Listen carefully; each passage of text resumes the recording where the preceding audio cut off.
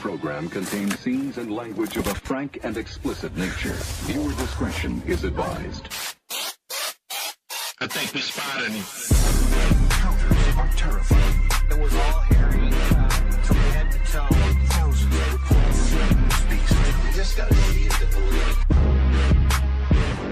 This is a test of the emergency broadcast system. Okay. Are you ready?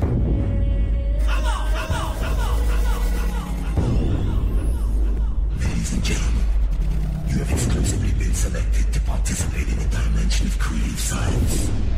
You are about to experience the sound enhanced by the dynamic ultra maximizer. Caution. Sudden uncontrolled movements of the muscular anatomy may occur. Do not be afraid. These are the primary frequencies created by the dynamic maximizer. T-minus 5, 4, 3, 2, 1. You're listening to Walking Among Apes podcast. Ladies and gentlemen, thank you for tuning in. This is episode 66. I'm really hoping you guys can hear us clear through the mic. I'm hoping everything's coming through clearly. Ladies and gentlemen, it's going to be a fantastic show. This is number 66 again. We may have some first-time listeners definitely from tonight, and I welcome you to the show. If you've never listened, don't take everything we say seriously. It's definitely a comedy show. We are going to throw in some facts. We're going to have some fun, but it's a good time. It's funny. That's pretty much how this podcast will roll. But ladies and gentlemen, we have two awesome guests. I couldn't have found two better people to be on this podcast for tonight. Excellent people. They're experts. They're smart. They know their shit, ladies and gentlemen. And I am so excited to introduce... First off, I'll introduce my friend Tosh. Brother Tosh Metzger. We know each other. We used to work with each other back in the day. Way back. Then we went out to dinner one day, and I was currently, I'd call it a fence sitter. I pretty much didn't believe in Mormonism, but I was like, not against it. I didn't know. I just didn't agree with a lot of the things they were teaching and talking about. But I had pretty much decided that it wasn't for me to an extent, but not ready to take that leap. We go out to dinner. I meet up with this guy. Well, we already knew each other, so we go out to dinner. And I don't even know how it came up, man. But we just started talking about a few little things that you know, and you were bringing up Mormonism and some stuff. And I was getting into Freemasonry. And just had a few questions about, were there similarities? Boy, That's what it was. There are some similarities. Yeah, it's a similarities. In my eyes, Mormonism is a complete religion. They made a religion out of Freemasonry. and added whatever they wanted to make it good for them. And you and I both know that than anyone else. And it was just interesting. But we won't get too much into the Freemason points because I don't really want to, we're going to talk about Mormonism. Second person we have on the podcast, ladies and gentlemen, is Joe. Is it Rollins? Rollins. This guy is awesome. He's writing a book. He's making a well, you're almost done with that book. I am almost done with that book. Just starting off with the documentary. Yes. And it is going to be awesome. He knows a lot of cool stuff. We're going to get into, what is the name of your book? The book is called The Korihor Argument. And we're going to get all into that. Tosh has to bounce here a little bit early, so we're going to really jump into this real quick. I mean, let me hurry and do my commercials, and then we're gonna get into this thing because I know you got to go. But I want to get into some of the stuff I consider you an expert on. So here, I'm going to turn down my mic real quick. There we go. That's a little better. Okay. Well, first off, Lyft.com. If you've never used Lyft, Lyft is a cool app you guys can download. You can use it.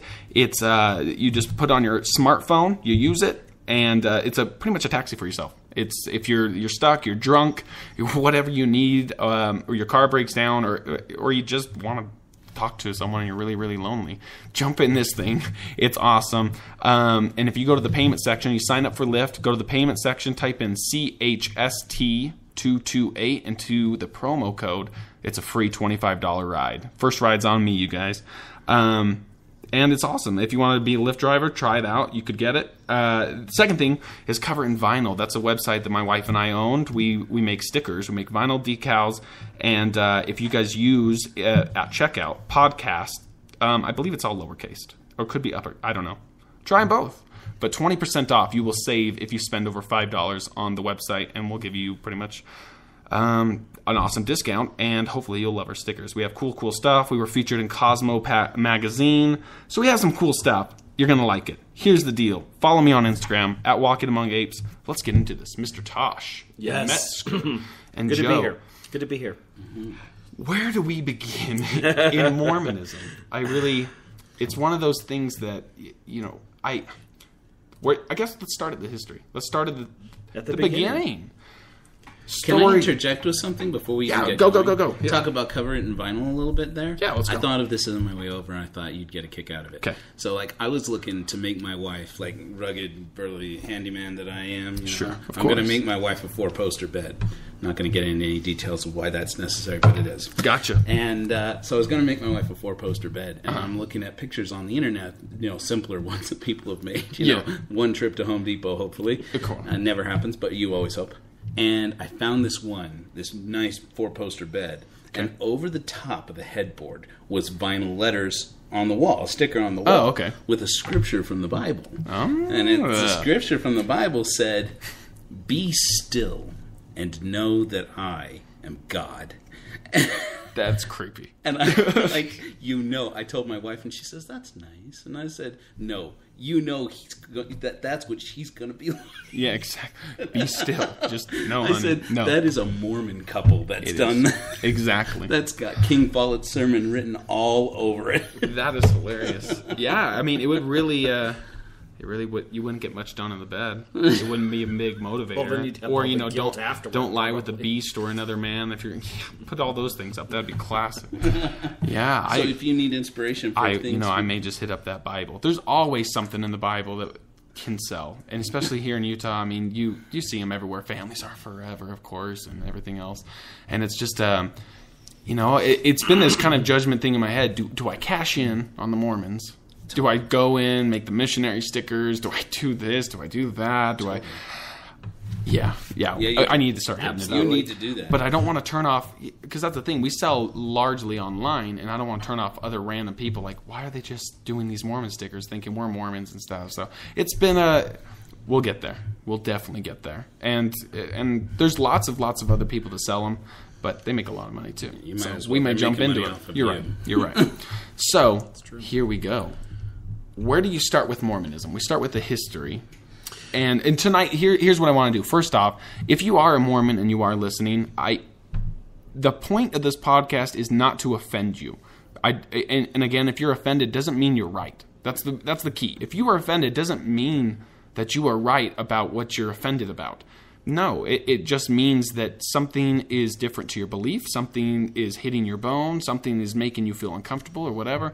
But, and that's where I was. I when you told me those things, it sat with me uncomfortably. And it didn't, I wouldn't say it offended me, but it just, again, if you're growing up in this Mormon cult, your entire life is follow the prophet, they have the songs, the creepy stuff, and you just are brainwashed to it.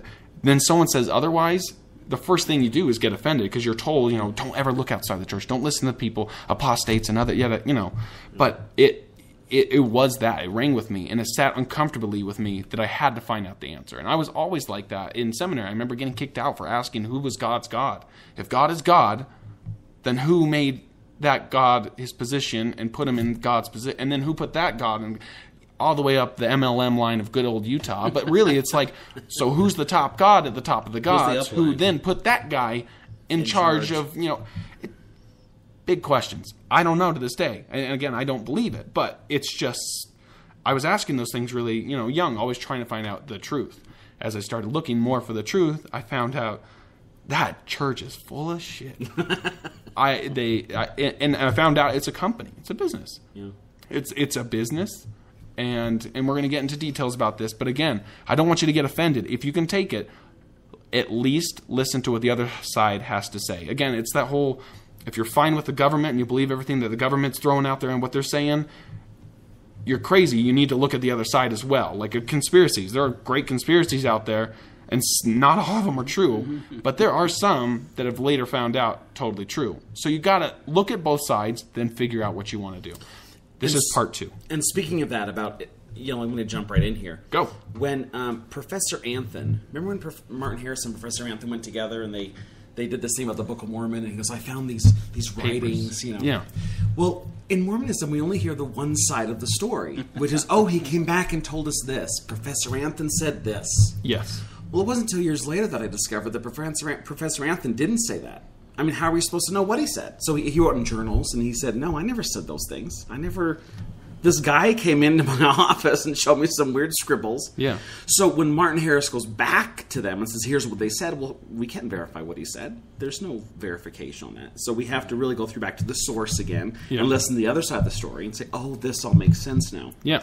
So it's really interesting how you have to hear both sides of the story. Which is very consistent with Martin Harris. Martin Harris changing his story Constantly. depending on who the audience was. Yes. Yeah. And come to find out, Joseph Smith did it too. Yeah. I mean, if you look at the first vision, which is really the kind of the crucial thing of Mormonism, I think, is they all base their entire religion and church on the question Joseph Smith had in the Sacred Grove. Which church is true? And he had it right off the bat. Yeah. None of them.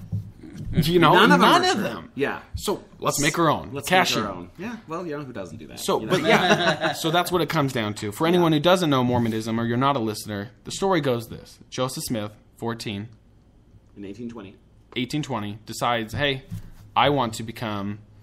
I want to find out which church is true. He's living in Palmyra. I've been to Palmyra.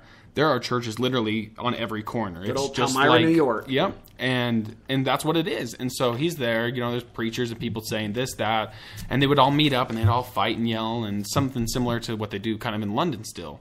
But he's trying to figure out what's going on here. He decides, hey, why not just, doesn't he read the scripture? Or he goes to the guy and he says, hey, read the scripture that pretty much says, if any of thee lack wisdom, let thee ask of God, or something. I mean, I could have got the wording wrong, but that's right. so he prays. He prays, goes out in the middle of the sacred grove, is now what it's called, as Mormons call it. He goes out in the middle of the forest on his family's property, kneels, prays, but on the way to pray, he gets something overwhelms him. Again, we could read the exact writing, but pretty much he alludes that Satan or a dark force, and again, what the story I'm telling you currently is not necessarily the first version of the first vision. Right. It's not they call this the first vision, but what we were taught version of the first vision. Exactly. How many versions are there, by the way? Does anyone know off the top of their head? Well, there's rumored to have 9. There could be more That than that, he but just 9 switched they the can story actually or added document, more yeah. throughout the day. Something that's interesting is that the church just recently published that they know of and verified that there are actually 4. And so even they are acknowledging. I we think know there are 4. the only way and the only reason that they're really doing that right now is to stay afloat. They recognize people are finding out about this stuff. Oh, well, we already know that. So, Let's but where go before through it the was first not. vision. Okay, first vision. So the adopted vision is 2 beings come to him in this when he prays. He has a vision. It's Jesus Christ and God the Father, which he refers to as Elohim, which is interesting if you read the Bible, but whatever. So they say your sins are forgiven. There's 2 personages. There's God the Father and Jesus Christ, and told all churches are wrong. Correct. Now that's the official version of 1838. But in 1832, which is his earliest known first-hand account, his sins are forgiven. Jesus Christ appears to him and told all churches are wrong. So where's God the Father in that version? Well, then in 1835, you have sins are forgiven, 2 personages, there's a pillar of fire, there's a host of angels, and there's an angelic being. But he's not told all churches are wrong. Jesus Christ is there, and neither is God the Father. Yeah. Then to Erastus Holmes, in 1835, he wrote to Erastus Holmes, and his sins aren't forgiven, there's no 2 personages, all there was a host of angels. He's not told all churches are wrong. So if you look at the history of Joseph Smith, it sounds like this story is evolving as he's getting older. Yep. And you have to remember, too, the first vision really wasn't written until 18 years after he had it. Does that make sense? His official written account was written in 1838. So no one was. He wasn't telling people until 18 years after. Some had never even heard of the first vision. Gotcha. It's like, oh, I didn't know what you're talking about. Yeah. Now, how do you explain that away? The church has published now in this article, and like you're saying, they're trying to make up lost ground. Sure. Because here's the deal. In the 90s, this strange thing happened that the Mormon Church hadn't expected, and it was called the Internet. And before then, the modus operandi, the Mormon Church has been doing damage control from day one on the stories of Joseph Smith and his successors. Yes. And so the adopted mode for a long time, like under Brigham Young and all the way down to Wilford Woodruff, was screw them, fuck them if they can't take a joke, and says, we're going to live our life, do our thing. And these guys would get up and talk and profess that it was unnatural to practice monogamy. That it was unnatural for a man to have one wife. That if you didn't have 3 wives, you had no chance of becoming a god. Yeah. For later. But then after that, and after the polygamy, after Wilford Woodruff down through Joseph Fielding Smith and trying to resolve the polygamy crisis. Yeah. The modus operandi all the way up to the 90s was, if you don't want people to talk about it, quit talking about it. Yeah. And hide it. Exactly. Yeah. Hide it in libraries, hide it under the shelves. Oh, I all the time. I remember going to Barnes & Noble just a few years ago. Could not find this book, which is, by the way, the Fawn Brody book, No Man Knows My History. Always disappeared. But they said that they had 4 versions. They had 4 books there. Yeah. Could never find it. It was Really? never where it was supposed to be. People were literally hiding and taking this and bouncing it. Well, I mean, especially when it comes to like older books. I don't know if you know the story of Brent Metcalf, who worked in security for the church, and he used to go out during the Equal Rights Act rallies in Salt Lake. Yeah. He reports on it now, plainly now that he's out of the church, that the brethren sent them to go out and call in the license plate numbers of everybody at the meeting, and they called it into the Salt Lake City Police Department and verified and got all the information on everybody. And so if you were a member of the church and you'd been to one of these meetings about equal rights, which the church was publicly against, The that RA, point, yeah. Yep. If you attended one of those meetings, the church kept a record of it and who you were based on. Which is really creepy. It was so creepy. But see, that's the thing about the founding of Joseph Smith, was the fact that from day one he didn't know. He started from day one changing stories, and I mean this is a criminal here that we're. When's the last time you believed a 14-year-old kid? Never. Me Never. neither. No. Yeah.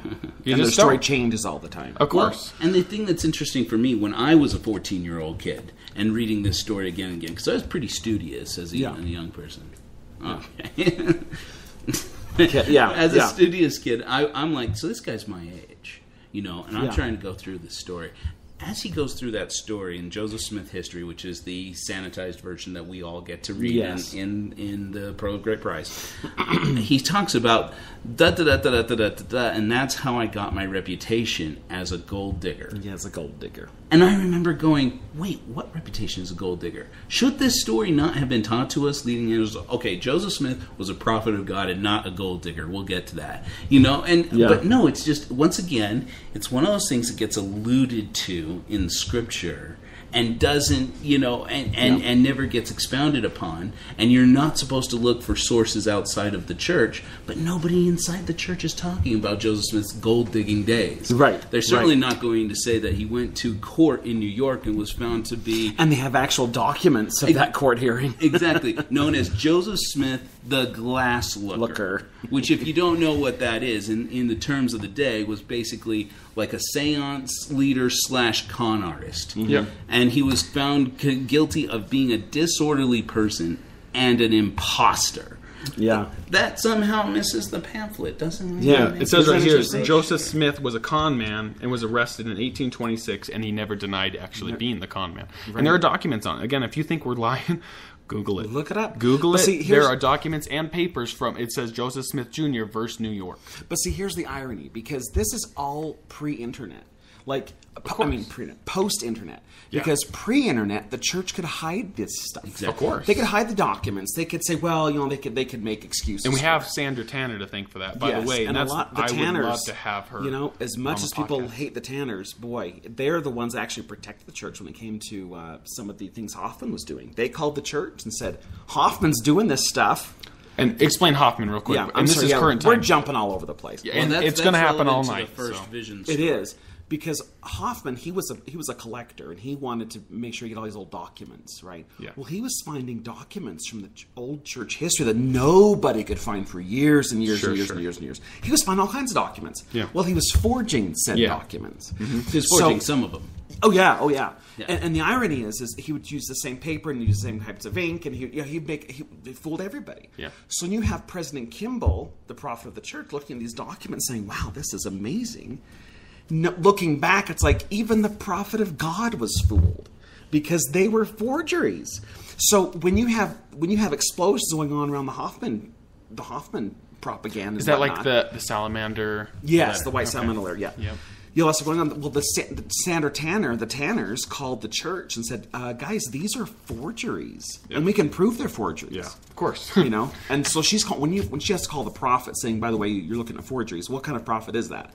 If his job What was is to he protect the prophesying? church What is he and seeing? lead What the is- church, then Exactly. he's messed up something." Exactly. So I mean, it's pretty But then the internet came along. And now we have all this stuff online. You don't have to go to Yale anymore and BYU to go in the back and lie about what you're doing back there to look at the history. Of course. It's all online. Yep. And so it's The scanned really documents, you can people- see it, journals. And the Tanners did. They helped scan a lot of that stuff. Oh, yeah. They helped. They would sneak in and literally say, well, we're doing this, we're doing history. And then when they found out what the Tanners were doing, they would kick them out. Of course. But But they got a lot before of they ever got stuff. kicked out. Yeah, Again, they what did. kind of things did they get? They looked up a lot of microfiche about early church history and everything we've been taught as Mormons. They really said, okay, well, let's look at this. Let's look at the document. Let's look at the date. Let's verify what's being said by the church. Sure. And they came to find out that there's a lot of discrepancies with what the church is saying and what the documents are saying. Yeah. And that's a problem. Yeah, and I was bringing up, actually, Brent Metcalf I was talking about earlier, who worked in security for the apostles, basically. And I was listening to an awesome story with him on John DeLyn's podcast on Mormon Stories. And the guy was talking, I mean, the guy just puts it all out there. He basically ran negotiations for Mark Hoffman. And he negotiated with President Hinckley back when he was in the first presidency. And President Hinckley purchased for $10,000, purchased a letter where Joseph Smith confesses, whether it's a forgery. I don't know if it was decided that was a forgery. That is a forgery from what I've heard. From what I've read, that is It's a forgery. consistent with his story enough that Yeah. they bought it. They transferred the funds to President Hinckley, unless he already had the money, which is totally possible, to go out and buy it for his personal collection. Never seen again. Yeah. But it was a letter where Joseph Smith confesses to a confidant about his days as a gold digger. And if you remember, too, President Hinckley was involved with the courts because of that purchase. Yeah, really? he was I didn't involved know with that. all the courts. He was summoned to courts and everything for those purchases. Because he was the one that bought it. And who are you and why are you buying this stuff? Yeah. So, of course, he was huddled again, scuttled against he was never called in. Oh. Well, funny how that happens. When your cult leader is not called in, Of course. But for me, when I was growing up, of course, I was LDS, through and through. And then... Did you both serve missions, by the way? I did. I went to Okay, Italy. they both served missions, so I went to missionaries can Peru. relate to this. Oh, nice. So when I went on my mission, I know from the very beginning, I had a companion who was related to someone who was pretty high up in the church. Okay. And everyone bowed down to him like he was God himself. Yeah. You're so-and-so. Well, there was me, Alder Metzger. Who the hell are you? Right. You're from Provo? Well, what do you know? And so that was my first test of, well, that's weird, But then I remember being in the mission and I had a lot of questions in the mission. And there was a time when I was leaving the mission because I had served my 2 years, and they said the church wants to know where you're going to school. You had to fill these little cards. Did you get that? I came back in '95, and we had these cards we had to fill. Where are you going to go to school, and what do you have planned? What's your address? I'm like, Afterlife, like after mission. after the mission, yeah. And I'm like, what business is it of theirs where I go to school? That's not their Well, you're business. supposed to go to BYU. Even then, it was like, what do they want to know that for? There was so much control in the mission that I didn't want to give them information. Yeah. So I left mine blank. Yeah. And they said, well, it's because the church wants to know how good their seminaries are in these universities and da-da-da-da. I don't think so. I think it was they wanted to see where people were going. Of course. They wanted to control what was going on with said missionaries. Sure. So then I came back to Provo because I grew up in Provo. Mm-hmm. Went to BYU housing. I'd never went to BYU. I never liked it. I went from Provo. Sure. Provo people don't go to BYU. Yeah. We grew up in the shadow. Go to BYU, Idaho. Yeah, they go somewhere else, right? Exactly. So we never did, and I don't mean boring you guys, but No. But This is your story. There was time in living in BYU housing and seeing how the BYU bishops treated people. I mean, they treated these adults, these full-grown men and women, like they were 12. Yeah. Wow. There was time we wanted to go camping. Some friends of mine, they're about 12 of us, want to go camping, men and women. I was 24 at the time, so it's been a couple years after the mission. You're older than me. Yes, yeah, 24, living in this BYU-approved housing, and the bishop found out we all wanted to go camping.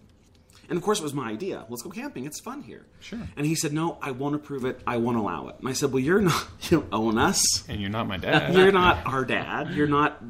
And even if so, you're 24. Who cares? I did. I said, I'm an adult. I am 24 years old. And everyone else wants to go too, is over 23. He said, well, only approve it if you have a married couple that goes with you to be a chaperone. And my one friend, Debbie, from Chicago, bless her heart, she said, well, my sister is 19 and her husband's 21 and they can be our chaperones. They're married.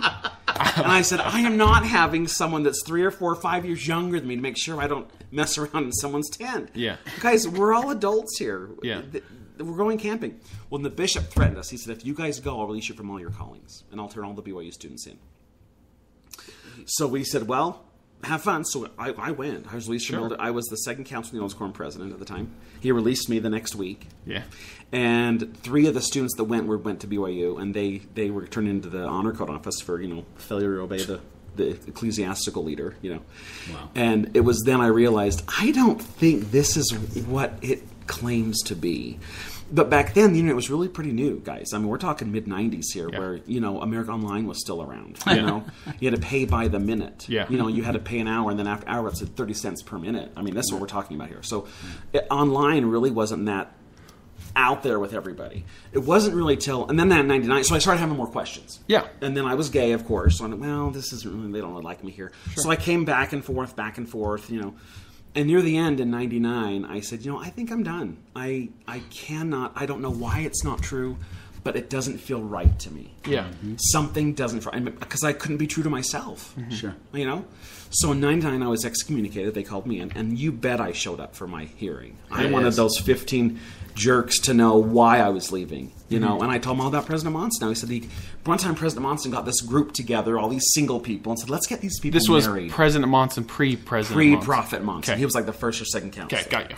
And he said, let's have all these Mormons come together and have a party for them, and let them get to meet each other and get married off. He said that in a talk. Wow. And I sat there in horror. It's like, oh my gosh, you've got to be kidding me. You're playing with people's lives here. Who do you think What do you think you singles are? ward is? Yeah. Yeah. So, and sure enough, he was, oh, look how they all got married. Look how wonderful. Well, who knows if these stories are true half the time anyway, they say. Yeah. Anyway. So that's what I brought up. I said, how dare he? Who does he think he is? Yeah. You know, to let people do what they want to do. You know, who's he to involve himself anyway? So I was there for 3.5 hours and talked to these 15 men. And I just told about my for 3.5 feeling. hours? Yes, Holy 3.5 shit, I talked hours. for like 20 minutes. Really? Yeah, they tried to shut me up. I said, no, I have one more thing, you know? Yeah. And I couldn't stop. And anyway, so in 99 they excommunicated me. And it wasn't really till 2006 that I started reading. And boy, did I read. And I read the Tanner stuff that it's called Utah Lighthouse Ministries, or UTLM.org. UTLM.org.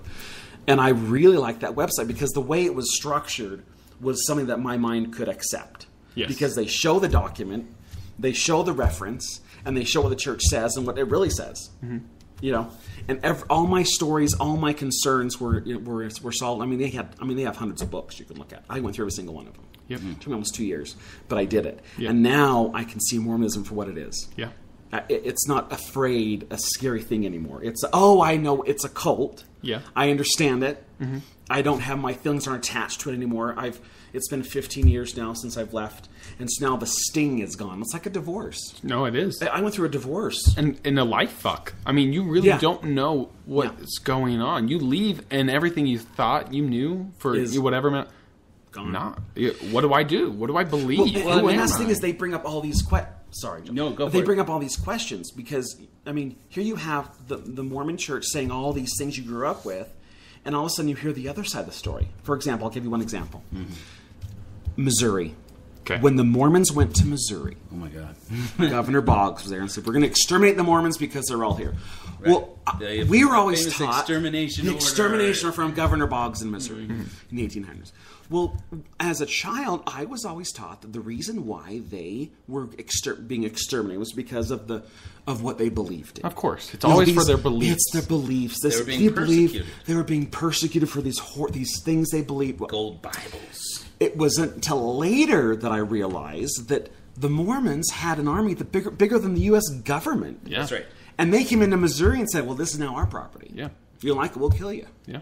Well, what would we do if that happened here? If we had an outdoor people come here and say, this is now our property and our land, and we'll kill you if you don't get out of it. Yeah. Or if you don't become part of us. I remember when I was in high school. We would have an extermination order too, I bet. When I was in high school, I read the phrase, the 1838 Mormon War. War. Yes. And I remember thinking, What is that? how do we not know about that? They're making up, and even then, this is me, Yes. Joseph Ronska, went, they're making up those lies again to Yes. persecute us. Yeah. To persecute our beliefs. They're putting names on it like we went out to hurt them. Exactly. You know? Yeah. And it wasn't until later I found out, we did we go out did. to hurt them. Yeah, we You know, did. And Lyman White Joseph Smith founded the Danites organization during that time. And explain who they are, but real quick, just The for Danites were a group of people who answered only to Joseph Smith and a select number of people. They were Mormon vigilantes who were supposed to avenge persecutions against the Mormons. Now, there were Mormons who were persecuted. I'm convinced that's indisputable. There were people who had their farms and crops destroyed, their homes burnt down, and the Mormons responded. But the reason why that all struck off was something called the Salt Sermon, which is by Sidney Rigdon, who was basically Joseph Smith's mouthpiece when Joseph Smith got into too much trouble because of the Kirtland Safety Society bank failure. Couldn't talk for himself anymore. So he got a Baptist preacher, wasn't he Baptist? Baptist preacher to get up there and give these fiery sermons for him.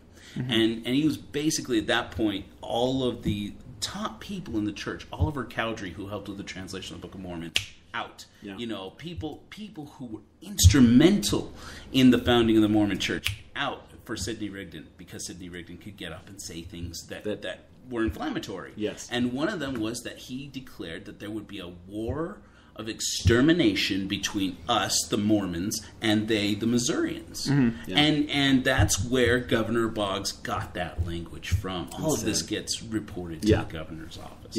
And so then what happens is that Joseph Smith and Sidney Rigdon basically assigned Lyman White, who was a middle management member of the clergy of the church in Missouri, which was falling apart at that time, by the way. A lot of people don't realize this, but at that time there was a whole faction of Mormons who wanted to have a Mormonism that had nothing to do with Joseph Smith, where they were electing new presidents of the church and talking about it. And there was a portion of division of people who were loyal to Smith and people who weren't. And during that time, Lyman White was basically called upon to round up a group of Mormon men, get torches, pitchforks, and guns, and go out and terrorize Caldwell County, which is where he lived. And there was the records of the time is there was scarcely a home standing by the time they were done in that county. They burned them to the ground. Even people who were friendly to the Mormons, who were basically squatters at that point. They had settled on land that hadn't been officially declared for homesteading. And so they were settling in there so that as soon as it got declared this is for homesteading, they could take it over, take possession of it. Well, other people wanted a chance at that too, but the Mormons got it first. Anyway, so... But basically, these people had lost everything in the Kirtland Safety Society anti-banking company scandal. They had lost everything. And they came to Missouri, many of them with nothing, to start over, basically. I mean, Heber C. Kimball called it, said there were not 20 men left in Kirtland, Ohio, which had been the capital, the headquarters of the Mormon Church originally. There were not 20 men in Kirtland, Ohio who would call Joseph Smith a prophet of God. That's how big a deal it was. And then they came out there, and these people let them purchase on credit with nothing to their name, start to start homesteading, build homes, start crops, and do all this, basically squatting on this land. And even those people run out of their homes. It was horrifying. And so you don't hear about that side. Well, and the bank too. Let's just talk about. It wasn't called a war. It was the Mormon War. And I just always remember the only war, the things that they ever brought up were some of the Mormons on the way from, it would have been Nauvoo or Kirkland to Salt Lake City, but they had to go to the Mexican part of it, which a lot of people don't know. When the Mormons were leaving, they're running to Mexico. That's not the United States at the time. It wasn't at they're the time. running away. They're fleeing to Mexico like any other criminal or people would. And they're running off to Utah, which ends up being Mexico. Now, more into it, let's talk about...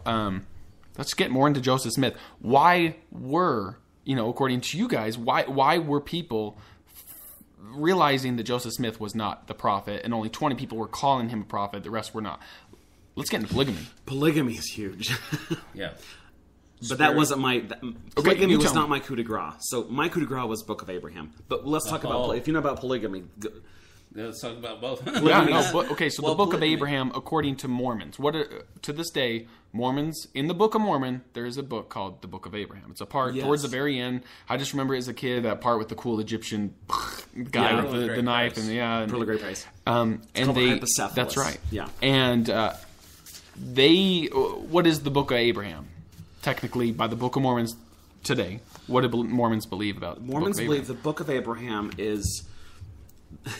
I can't believe we used to believe this, to be honest. But the Book of Abraham was a book written by Abraham himself. By his own hand on papyrus. By his own hand upon papyrus. Yeah. And that's pretty much it, And right? that's the story of how he goes through Egypt. Really, I mean, you have to understand. At this point, Joseph Smith, we talked a little bit about the first vision. Afterwards, he receives this angelic visitation from Moroni, supposedly. And Moroni tells him where to find gold plates. Yes. And there's a whole history of the translation of the Book of Mormon we could get into. Yeah. The rest of his life, Joseph Smith basically spends defending that he had a power from God to interpret foreign languages, particularly ancient languages, and particularly Egyptian. And this language he explained was Reformed Egyptian, which was Egyptian characters set down with Hebrew grammar. What that's supposed to mean. But anyway, so he had this whole system that he claimed he had worked out, but that he could see with spiritual eyes. He could read the plates and the inscriptions of ancient Israelites who came to America during the reign of Hezekiah in the Bible, and started a whole people, 2 branches of people here in the Americas, the Lamanites and the Nephites, the Lamanites of whom are the quote-unquote American Indians, which is a hot topic among Mormons today of who that is. Some people say it's now it's changing. I guess now what they teach in seminary is that they were spiritually Lamanites. Yes, these that's what I've people heard too. were spiritual It's a Lamanites, spiritual Lamanite, not and they like were never actual. dark skinned. They were never the Native Americans. They were spiritually, the wicked, and they were turned away. And which it's got to have Spencer W. Kimball rolling over in his grave after he gave these awesome talks about how if you go down into South America, or even just to here in Utah, to Lamanite families, and you can see it. You can see the kids getting lighter in their skin from their parents. It's incredible. So the book of So the book of Abraham, like I say, we can go on and on about who knows what, you guys. But the book of Abraham's interesting because you have this traveling salesperson, right? Yeah. He's traveling with these documents they found. And this is back when then, Egyptian, was became new. new. It was like, look at this new stuff. What is this strange Egyptian writing? I mean, it's like talking about Martians, and what selling is it this stuff? for real, because at this stage, Egyptology is basically grave robbing. Yes. It's not really a bona fide archaeological science like we know. Sure. They were just taking items that they had found, the land of the kings or whatever it is, and just the pyramids, and they'd rob it, take it back, and sell it, or take it on trade shows, which is what happened. This was. It was a trade mummies, show. This was a series of mummies and documents. Yes, correct. And they said, go on this, and I can't remember what his name is now. I don't either. But he was commissioned by these Egyptology people to take these and show it as a show, basically, and sell something. Kind of like the bodies exhibit that comes around. You can go and pay $20. You go and see all these bodies, these amazing things. You leave. Well, the guy doing it wanted to make money, so he just sold everything. Of course. He was a crook, right? Yep. And so he found out about Joseph Smith. Said, he does a lot of... Michael Chandler. Michael Chandler, yes, Michael Chandler. So Michael Chandler found out about Joseph Smith and said, we could... Let's go. He says he heard about him. But he reads old ancient languages. Let's go there. Yeah. So Joseph Smith, in his writings, in his journal entry, says that we did a translation. Translation. It's all about documents, right? Yeah. So he does this translation. Well, first off, he buys it with the community's money, which was a lot back then. Yeah, he spent thousands of dollars. And let's talk about this papyrus piece, where it comes from. It's called a hypocephalus, and the hypocephalus is a round document that's placed behind the head of old Egyptians. Because Egyptians believed you can take items and things with you to the afterlife if it's in your tomb. And the hypocephalus is there to help guide you so you don't get lost in the afterlife, basically. Yeah. So they found this hypocephalus, right? So the Joseph Smith interpretation is Kolob, the residence of God. Okay, so if you look at the Book of Abraham and you look at the temple ceremony, this relates to a lot of it. It relates a lot of what they do in the temples. How pre-earth life, all that stuff, right? Another idea that Joseph Smith had. So in order to get this idea on paper, he said, I have this translation of the Egyptians too. So he said, these things, Kolob, the residence of God, stand next to Kolob, which is a planet next to God. God sitting on his throne, clothed with power and authority. So he has all of these translations of all of these writings. He says, here's what they mean, right? These symbols. For example, a squiggly line, 2, 3 squiggly lines together on top of each other means water. Of course. Well, he says it means, and Abraham traveled to da-da-da-da-da, and married so-and-so and did such and such. Sure. Which isn't true. Of course. And we know this isn't true because we found a stone called the Rosetta Stone. And the Rosetta Stone had Latin, Greek, and Egyptian. We know Latin and Greek. People still speak Greek. So because the Rosetta Stone, they were like, this is like a translation of each. They were able to discover what these symbols actually meant.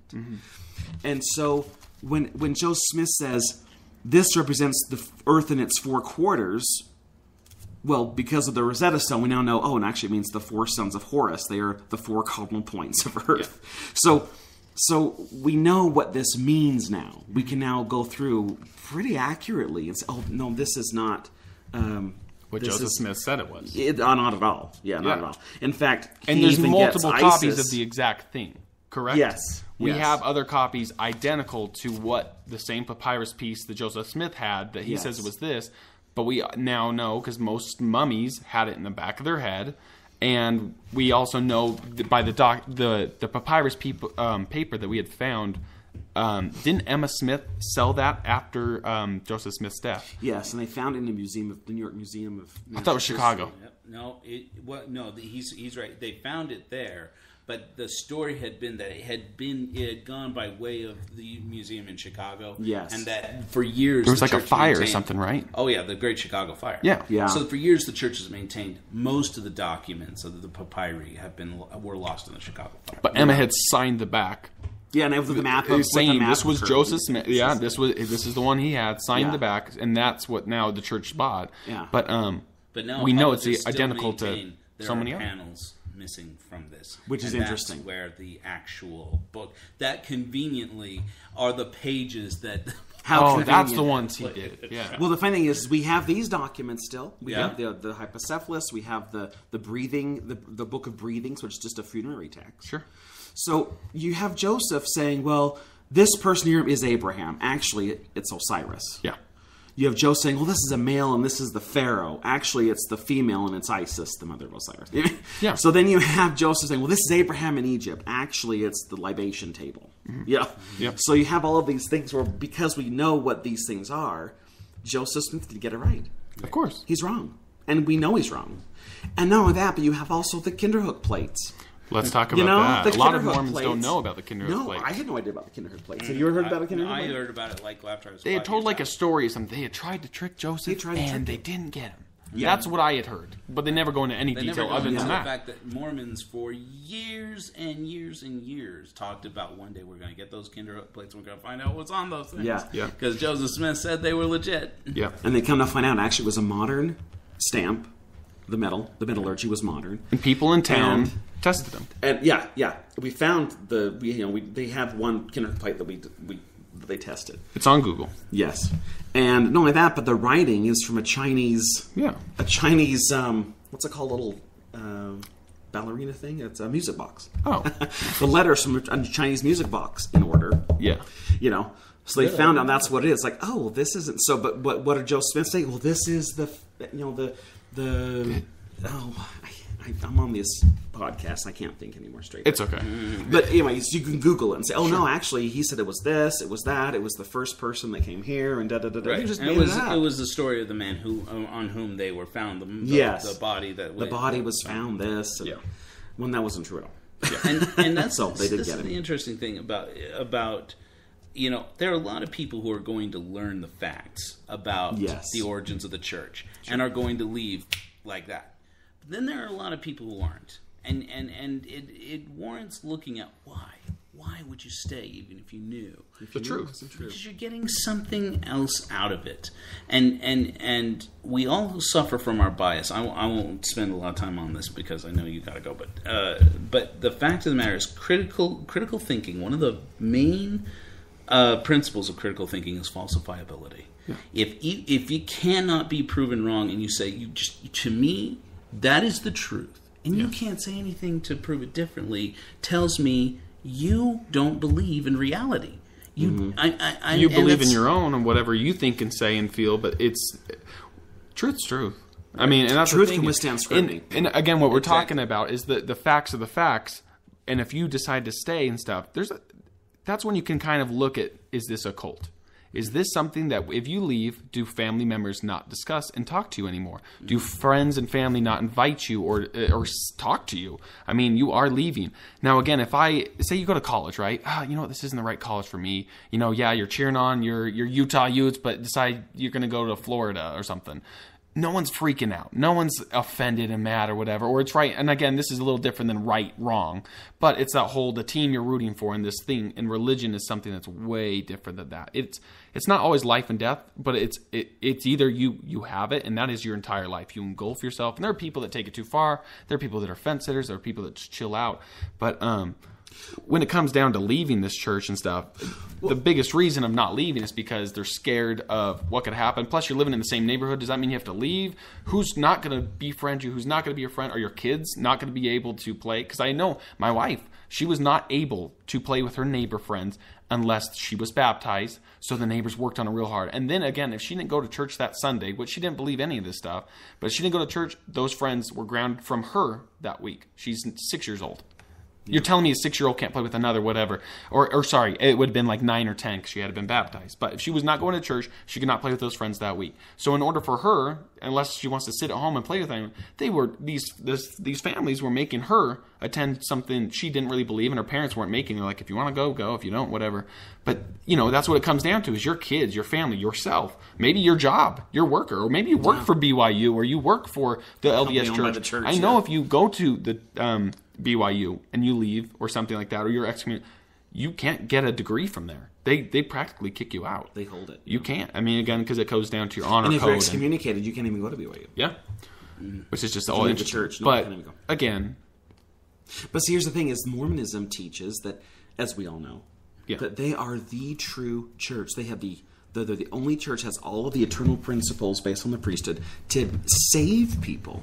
So they've made a cult. Let's call it what it is, guys. A business cult. It's a cult that ties your salvation in to their religion, the afterlife. It's not a well, Jesus, you're saved, or we're Muslims or whatever. Well, yeah, exactly. It's your whole life is tied into it. So if you choose to leave, well, something's wrong with you. Right. It's never the fault of the organization. It's always you. That's right. Which is typical cult speak. That's the unique selling proposition of the church. Besides, like you said, it's not only a cult, it's a business. Yes. And every business that's successful in its marketing has a unique selling proposition. Yes. This is what we've got that nobody else has got. Yes. And Joseph Smith was establishing that right from the start. Number one, we got a Bible that's better than your Bible. Yep. We still like your Bible. And it's newer. Yeah. But we got this new one that's got verifies everything that you've been hearing about, that these Native Americans are actually Jewish. Yeah, exactly. Which they're not Jewish. But at the time, that was a big idea in the Burned Out district in Northeast. Exactly.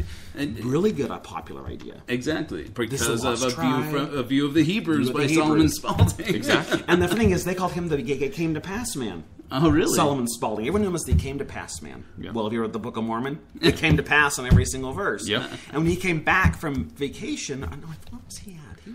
Was this when a lot of the papers or things were... Yes, he was at the printing press, yes, right? and he worked at the printing press, and Martin Harris did too. Yeah.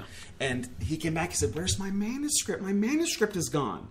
Well, Martin Harris worked for that same printing press. And the papers went missing. And the papers went missing. And who just turned a book, like The Lord of the Rings, into a religion, mixed with a bunch of other stuff, adding to it. Man. Yeah. Yeah. And that was his idea. So now you have, and this is all, now unfortunately some of that stuff can't be verified because there's no document verified. But that's the new theory now, and it's being interesting to see how that theory pans out. Sure. And I'm all about, facts and figures. So I'm saying that just as a side point, that is interesting. There's this connection here. It came to pass, man. His manuscript's gone. All of a sudden, Martin Harris worked the same thing at the same time, and they had this new religion showing up with another book. Right. Well, extraordinary claims require extraordinary evidence. And so, I mean, and someone always says, the thing it's interesting that they'll say, well, we have a prophet. My first question is, what does he prophesy? He doesn't.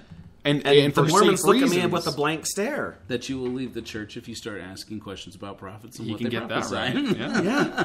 I Or don't if you- know. yeah. Well, you can't have more than one earring in an ear.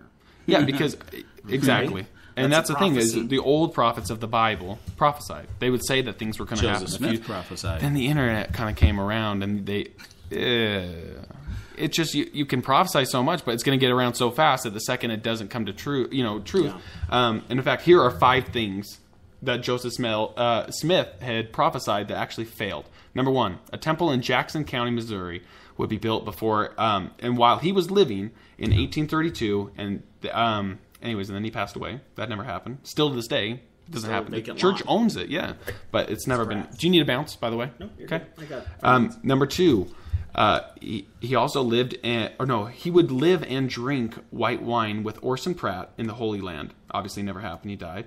The Kirkland Bank would grow until it was consumed by all other banks. And by the way, this is a bank that Joseph Smith and the Mormons had made themselves. This not U.S. currency. They decided to make their own Bitcoin in a way. They made their own thing, and they're going to do their own thing, and we're going to use this own thing, and people are going to recognize it. And again, and it didn't happen that when they ran them out, they found that the bank was full of sand, the boxes. Yeah. So they run the Mormons out. They go into the bank, of course. Oh, gold, because that's how you have to back up money is by something of value. Interesting. That was in Kirtland in the early years Yeah. of the church.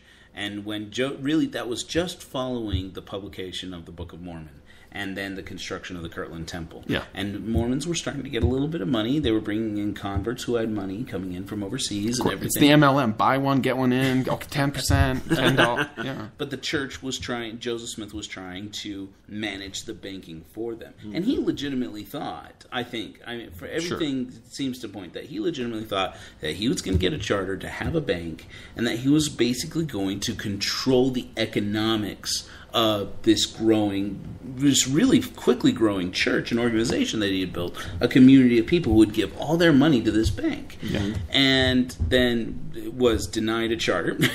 But it was interesting that he didn't make himself the president of that bank. Yeah. Right? He made, if I recall correctly, he made Sidney Rigdon president of the bank, and he made Oliver Cowdery a high-ranking member of the bank, and he made himself cashier. Right? This is all verified by me, Joseph Smith, the prophet of God. Exactly. Right? And then And he said he was a prophet. He did. Yeah. Flag number 1. Yeah. And then when it turns out that the bank's full of nothing but sand because they made bad investments. Mm-hmm. And when that all comes out, you can look to the president, Sidney Rigdon, who, by the way, was gone. And you could look for Oliver Cowdery, gone. The 3 witnesses. Right. But 3 days before they found out about the story, the cashier of the bank, Joseph Smith, the president of the church, resigned. Go figure. Well, and then you have the other prophecy where they would sell the manuscript in Canada. Mm-hmm. That Joseph Smith had told, wasn't it his brother Hiram? And this will sell. God came to me, and it will sell in Canada. And this is the Book of Mormon that they're trying to sell. They go up to Canada. Wasn't it like 3 times or 2 times? No one bought it. They came back and they said, well, and then Joseph Smith said, well, some prophecies are from God and some are from the devil. Yeah. It's like, okay. First off, then, what is this trying to teach us here? How do we trust what you're saying? Which one is which here? Exactly. Good grief. It's really, And then, so anyways, they run them out. They go into the bank to check out. Here's going to be badass, full of gold, full of sand. Well, These boxes and things. Their debtors came to collect. Sure. And they brought a judgment against them. You have to understand, at this time, there's no real police force to speak of. Right. If you want to get your man, you form a posse and you go get him. Yeah. And so as soon as West. Soon as Ohio starts rumbling with this, we're going to get that Joseph Smith, and we're going to take that money out of him one way or another. Sure. He was gone. And this was a pattern that followed the rest of this man's life. Whenever it started to brew for trouble, did Emma go? Nope. Did Oliver go with him? Nope. Yep. He was bouncing. Okay. Well, we're just saying bye to Tosh. Bye, you guys. I had a great time. Next time, I'd love to go into more depth on. Yeah, let's do it. We can do one more. Part 3, please. And maybe we could do one topic. Just polygamy, or just polygamy needs its own, my friend. Yeah, it does. But we'll try to touch it. Anyways, thank you. Appreciate it. Thank you, sir. Have a good night. Yeah. All right, ladies and gentlemen, we're still continuing with this bad boy. So we're talking about Kirkland. We talked about that. Yeah. What was kind of your thing? What was when did you and why did you? Sorry, are you looking for something? Shoes. Okay. What was your thing that was kind of your first red flag? How did you decide or start learning about maybe that the church wasn't all it was saying? Okay, so for me, it culminated in a certain point. Okay. It culminated on my mission. Mm-hmm. But my whole life, there were a series of red flags. Okay. That, like we were saying, you put them out of your mind, right? Of course, you're supposed to. Yeah, exactly. You're never supposed to, the outside, they're all wrong, you're right. Right. I mean, there's even a passage in the Doctrine and Covenants, which used to be the Book of Commandments, where it says, seek ye out of the best books. Yeah. Well, understand very plainly that when we say the best books, we mean books published by Deseret Book. Of course, yeah, nothing else. And so, anyways, I remember when I was a kid in elementary school, everybody, you had to do that book report where you had to pick a country and a culture in ancient times and talk about, something weird about that. Sure. And what did everybody pick? Egypt. Of course. I mean, Egypt's awesome. Growing up in Mesa, Arizona, every person I knew picked Egypt. And then you make the pyramid out of the little sugar cubes and everything. And they passed around a book in class, a library book from the school library. And it came through, and I saw a picture of a mummy in that book on the lion table with the canopic jars underneath that very plainly include, and with the jackal-headed priest of Anubis, consecrating this mummy to be mummified and cross, I don't know, like the river Styx or whatever into the afterlife. Sure. And I remember looking at that and going, oh my gosh, that is so familiar. Looks really familiar. Right? Yeah. Even as a kid, I think I probably was 9 or 10 years old. Yeah. And I remember thinking, I've seen this in the scriptures. So it's very faith-affirming to me, right? It's like, this is real. This is totally legit. Of course. And then, which I wasn't sure of at that point in my life. How could you be? And then I went home and I pulled out my triple combination and I looked it up and it says, Abraham, being sacrificed by the priest of Elkanah. Yep. No, where does it say Anubis in here? Yeah, exactly. And then it says the gods of the priests of Elkanah over the canopic jars. So it's like, well, no, that's where you store the organs for that he supposedly is going to need in the afterlife. And then the alligator has his symbolism, and the water has its symbolism, and then the Holy Ghost over here. Yep. And I remember thinking, and I remember taking it to my mom and saying, this isn't right. I found an issue. And I remember very clearly getting upset with me as if I was, and I don't want to trash on my mom. No, I've had these similar experiences where you go for truth. It's a real question that you have. Exactly. You're being honest about it. You're not trying to be rude. Like, again, you're 8 or 9. You're not saying, well, the church is wrong. Mom, look. Right. It's more like, Mom, I'm coming to you. You're my parent. You're the one who got me in this. You should know more than I do. I mean, that's what we do. When you have a question, you ask Mom or Dad. Right. Asking Mom or Dad, I remember multiple times doing the exact same thing, and just them getting livid or very mad. And I was going with an honest, I don't know how to get this point across, but really being honest about my question and not being like, well, see, Mom. It was more like, well, what do you mean? I don't get it. Right. And not understanding it. And they, of course, pray about it, have faith, or, similar, always the same questions. Right, and quit looking for it. So exactly. If you're looking for flaws in it, if you go out looking for the flaws, you're going to find them. And I'm sitting here going, why wouldn't you? Yeah. Why wouldn't you look for them? Sure. You'd want to at least know what they were, so that when somebody comes up and says, what about this? This is a person being mummified, not a person being sacrificed by the priest of Elkanah. The time periods don't match. Even where it says in there... the pictures, the things are not the same. Again, the faces, the jackal, the alligator, Anubis. And that we now know that we have the... same thing, just changed. We have the image, the original papyri. Don't they? The Book of Mormon, isn't it? Abraham sacrificing his son is what they try to proclaim it, or or in that time, is it Abraham that they go up and they say in the Old Testament, Abraham is told to sacrifice his son. Okay, yeah. In Joseph Smith's version, Abraham is conflicted about that because he was himself going to be sacrificed as a child to his father's priest, which was the priest of Elkanah. Okay, gotcha. And which is interesting. Now they have a whole apologist rant about the priest of Elkanah, and Elkanah is all real, and Joseph Smith couldn't have known about it. Blah blah blah blah. Yeah. I'll get into that a little bit. I call that the boy who takes the dollar, but that's another story. Bring it up later. Yeah, anyways, I remember bringing that to my parents and being told, don't be going out looking for reasons not to believe, because the same reason that we were told all of our lives, there's only one reason why people leave the church. Yep, they're bad, they're wicked, Satan got to them. Exactly, and most specifically, they're prideful. They got this pride that makes them want to love their sin more than they love God. Exactly. Oh, they like drinking more, and they're not, and they just can't, I remember my parents thinking that's exactly why I left. That I had just met my wife at the time, and then I had met Tosh and the Freemasonry, and I'd start getting into that, and I started figuring out all my questions and my clues, and I figured it out. And I remember telling my mom about this, and I'm like, I'm leaving the church. And she flipped shit. She's like, it's that girl. It was every other reason than the exact reason I was, which was questions, facts, answers. I figured it out. I mean, really, you can disprove the church by just looking into the church. You don't have to read no book about, someone saying shit on the church. It's look at the church, look at the Book of Mormon, or look at Joseph Smith's first version of the Book of Mormon, by the way, which the FLDS Church still goes by, and you could figure it out yourself.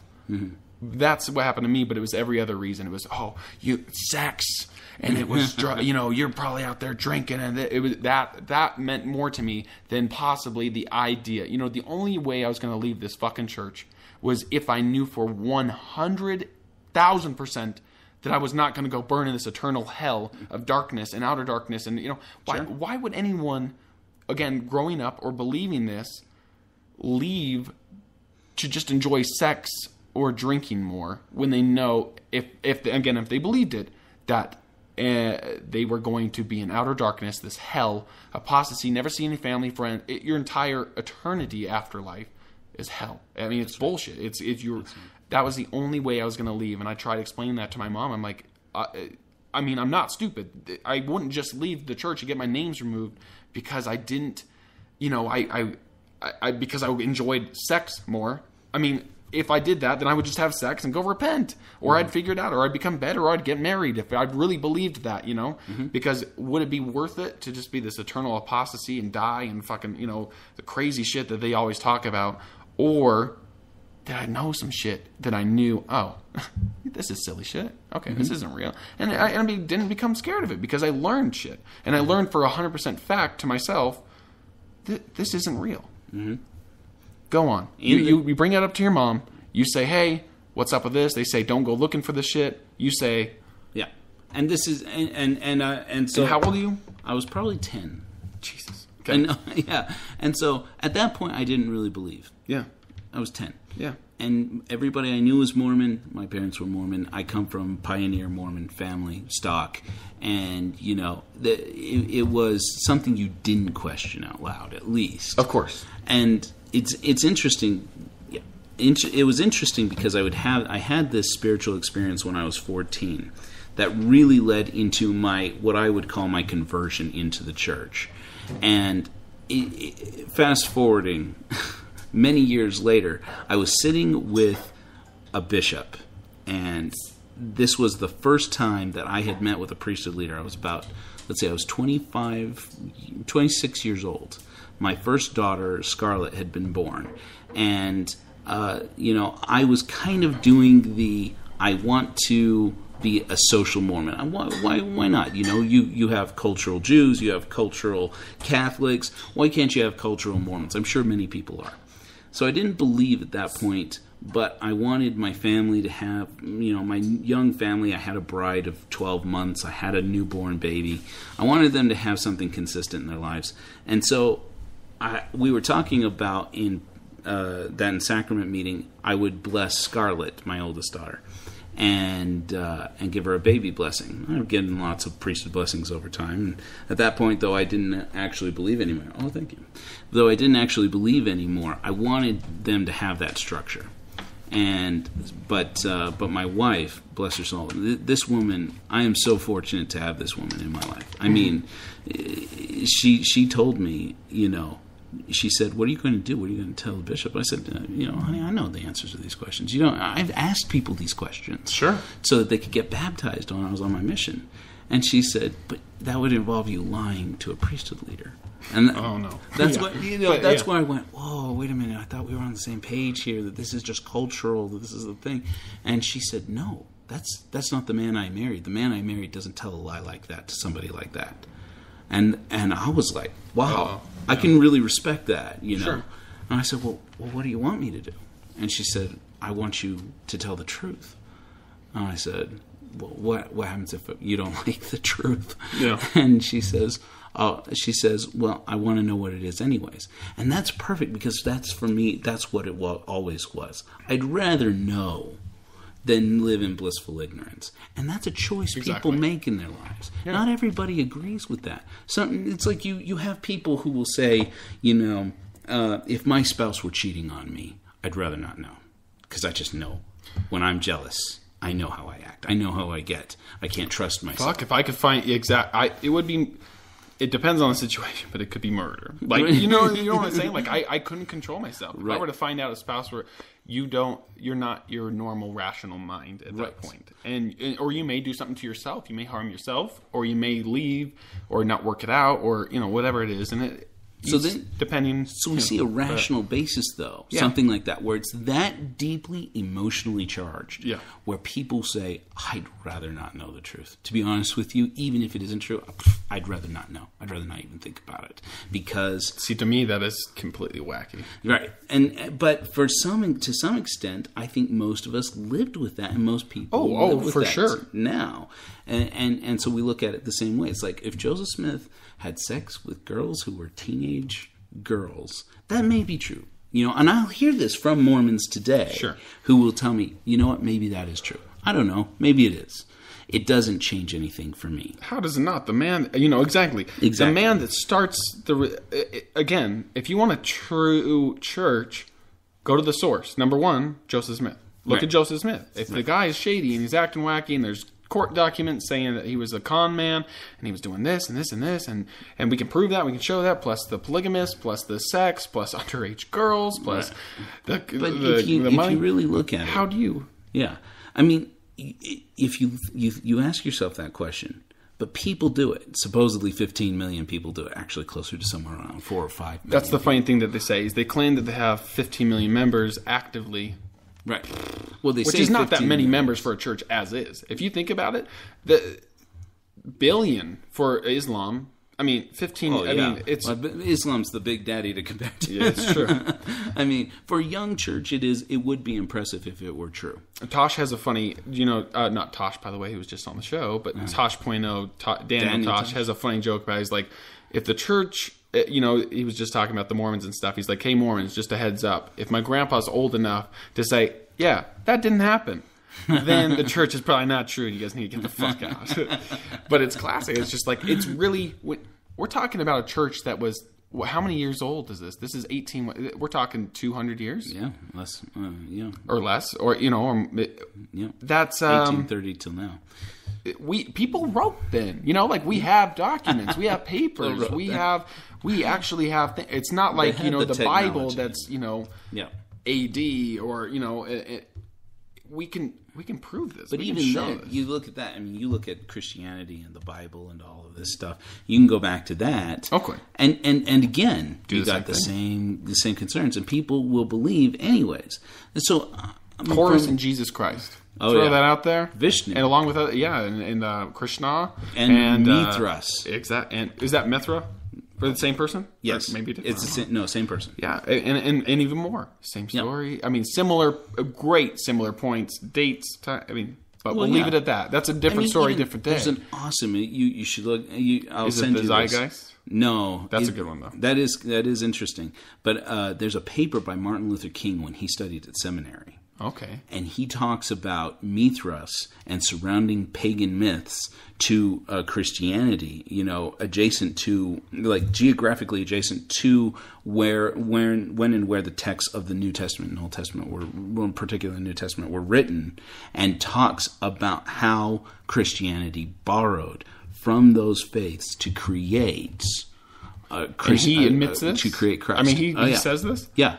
Interesting. I've never heard that. And says it reverently. Yeah. Says it very reverently about how it's amazing how these people were able to meld all of these traditions into Jesus's story to create this incredible story. And here's a man who is a Christian man of God, unless you ask Ezra Taft Benson. Who was convinced he was an agent for the communists. But is that really? Yeah, no, absolutely. I've never heard that story. Oh, yeah, there's a whole story. Okay. But the thing that was interesting about that was, here's a man who still believed Jesus Christ was his Savior, believed that you could be saved. But he knew that he knew the history. Exactly. And so how do you reconcile those things, what the historical data says and what you personally believe? It's that Martin Luther King got something out of Christianity besides the truth about Jesus' mom having ever had sex or not was not relevant to his faith. And plus, the Immaculate Birth is not even in the Bible. Exactly. Who made that up? Where'd that come? You know, the church. It came from Mithras. and it's just classic. Mithras was born of a virgin. Horus born of a virgin. Vishnu born of a virgin. May 25th. Sorry, December like 25th. same thing. The star, the signs, not necessarily. Well, he had 12 apostles. I know for sure Horus did. Right. And and again, let's just talk. Now that we're just talking about this, bring it up to the thing. First vision. You meet Jesus Christ. Well, hold up. Let's go even further. Jesus, who the hell is Jesus Christ? Is he Horus? Is he Mithras? Is he Krishna? Is he or did even that exist? I mean, According done. to Joseph Smith, close the book. There's a whole story behind that. Yeah. That answered all kinds of questions that nobody else could answer. Of course. Again, this goes back to the unique selling proposition. Mm-hmm. You go out there and you tell people, our company has what no other company has. Yeah. We got a guy who can answer questions like, who created God? Yeah, you got it. God had a father. Yep. That's And ludicrous. God was just like us. Where- He could have his own. Where is that in the Bible? Doesn't need to be in the Bible. We got a direct line. That's the unique selling proposition of Mormonism. That was the unique selling proposition of other churches at the time too. Of course. But anyways, I digress. Yeah. So the story about for me about how it all came to a head. This guy tells me, I sit down with this bishop. His name is Lamson in Chandler, Arizona. And I'm going to talk to him about it. And I go in to talk to him and tell him This the isn't truth. when you're 10, by the way. This is when you're married. Right. Moving ahead. I was 26 at the time. Okay. Recently married, and I had our oldest daughter. Okay. And I went to meet with him, and I was convinced that I was going to have to tell him the truth. Okay. And I knew that it meant I was likely to wind up excommunicated ultimately, which ended up taking another 7 years. But at that point, I sat down with him in his office, and I said, are your counselors going to join us? Oh, that's not necessary, he says. He's just going to give me this worthiness interview so that I can get this slip of paper that says that even though I've been inactive for X number of years, about 4 years at that point, even though I've been inactive, I can bless my baby in church. Yeah.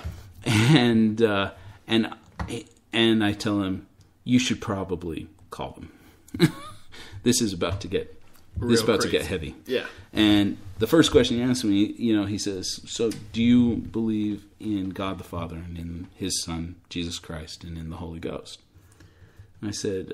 Which for anyone who's not Mormon, by the way, this interview happens for usually when you're going to the temple, or if you're this situation that you're in, you have to meet with... It's sometimes more than once a year, but usually it's once a year. You'll have this, are you still worthy?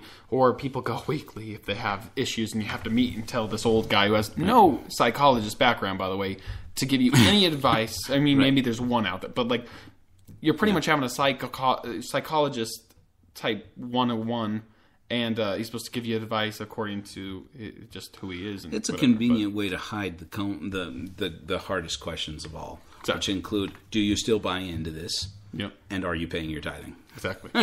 We just need your money. We don't, if you don't show up, we don't care. Just pay. Right. Just and keep paying. So he sits down and asks, So do he you believe says, in God? Do you believe in God? Joseph And I Smith. said no. And so then he calls the counselors. The counselors come in. I didn't realize this, but apparently I think that one of them, the first counselor, is assigned to basically agitate me, and the other one to defend me. Which, if you know anything about the excommunication process, that's the way it goes down. For me, I'm a man. I was a priesthood holder, Melchizedek priesthood holder, so I have to be excommunicated at the stake level. These three guys can't excommunicate me. They don't have the power. Okay. They can excommunicate a woman because she doesn't hold the priesthood. They can't excommunicate a man. So, but apparently there's this agitation. This is my trial, my dry run on my trial to be excommunicated. And we start getting into this, and we start talking, and his first counselor starts leaning into me and talking to me about, you served a mission, all right? You went out there and taught other people. Are you a liar? Are all of our missionaries liars? Is this whole church made up of liars? And he really starts getting into me, and I was like, to where I had to say to him, I said, there's really no reason for us to be rude to each other. We're just having a conversation here. Yeah. And I told them all about my biggest concern at the time, which was this idea of exaltation and ministering angels. In the Mormon faith, as Joseph Smith taught it in King Fahad's sermon, the purpose of life of men and women coming to this earth is to become gods and goddesses. And that our Heavenly Father, whose name is commonly referred to as Elohim, but as Joseph Smith taught, it was actually Amen, which means man of holiness in his language, presumably on Kolob. Right? Yep. And so we are sons and daughters of Amen, who is a son of somebody else.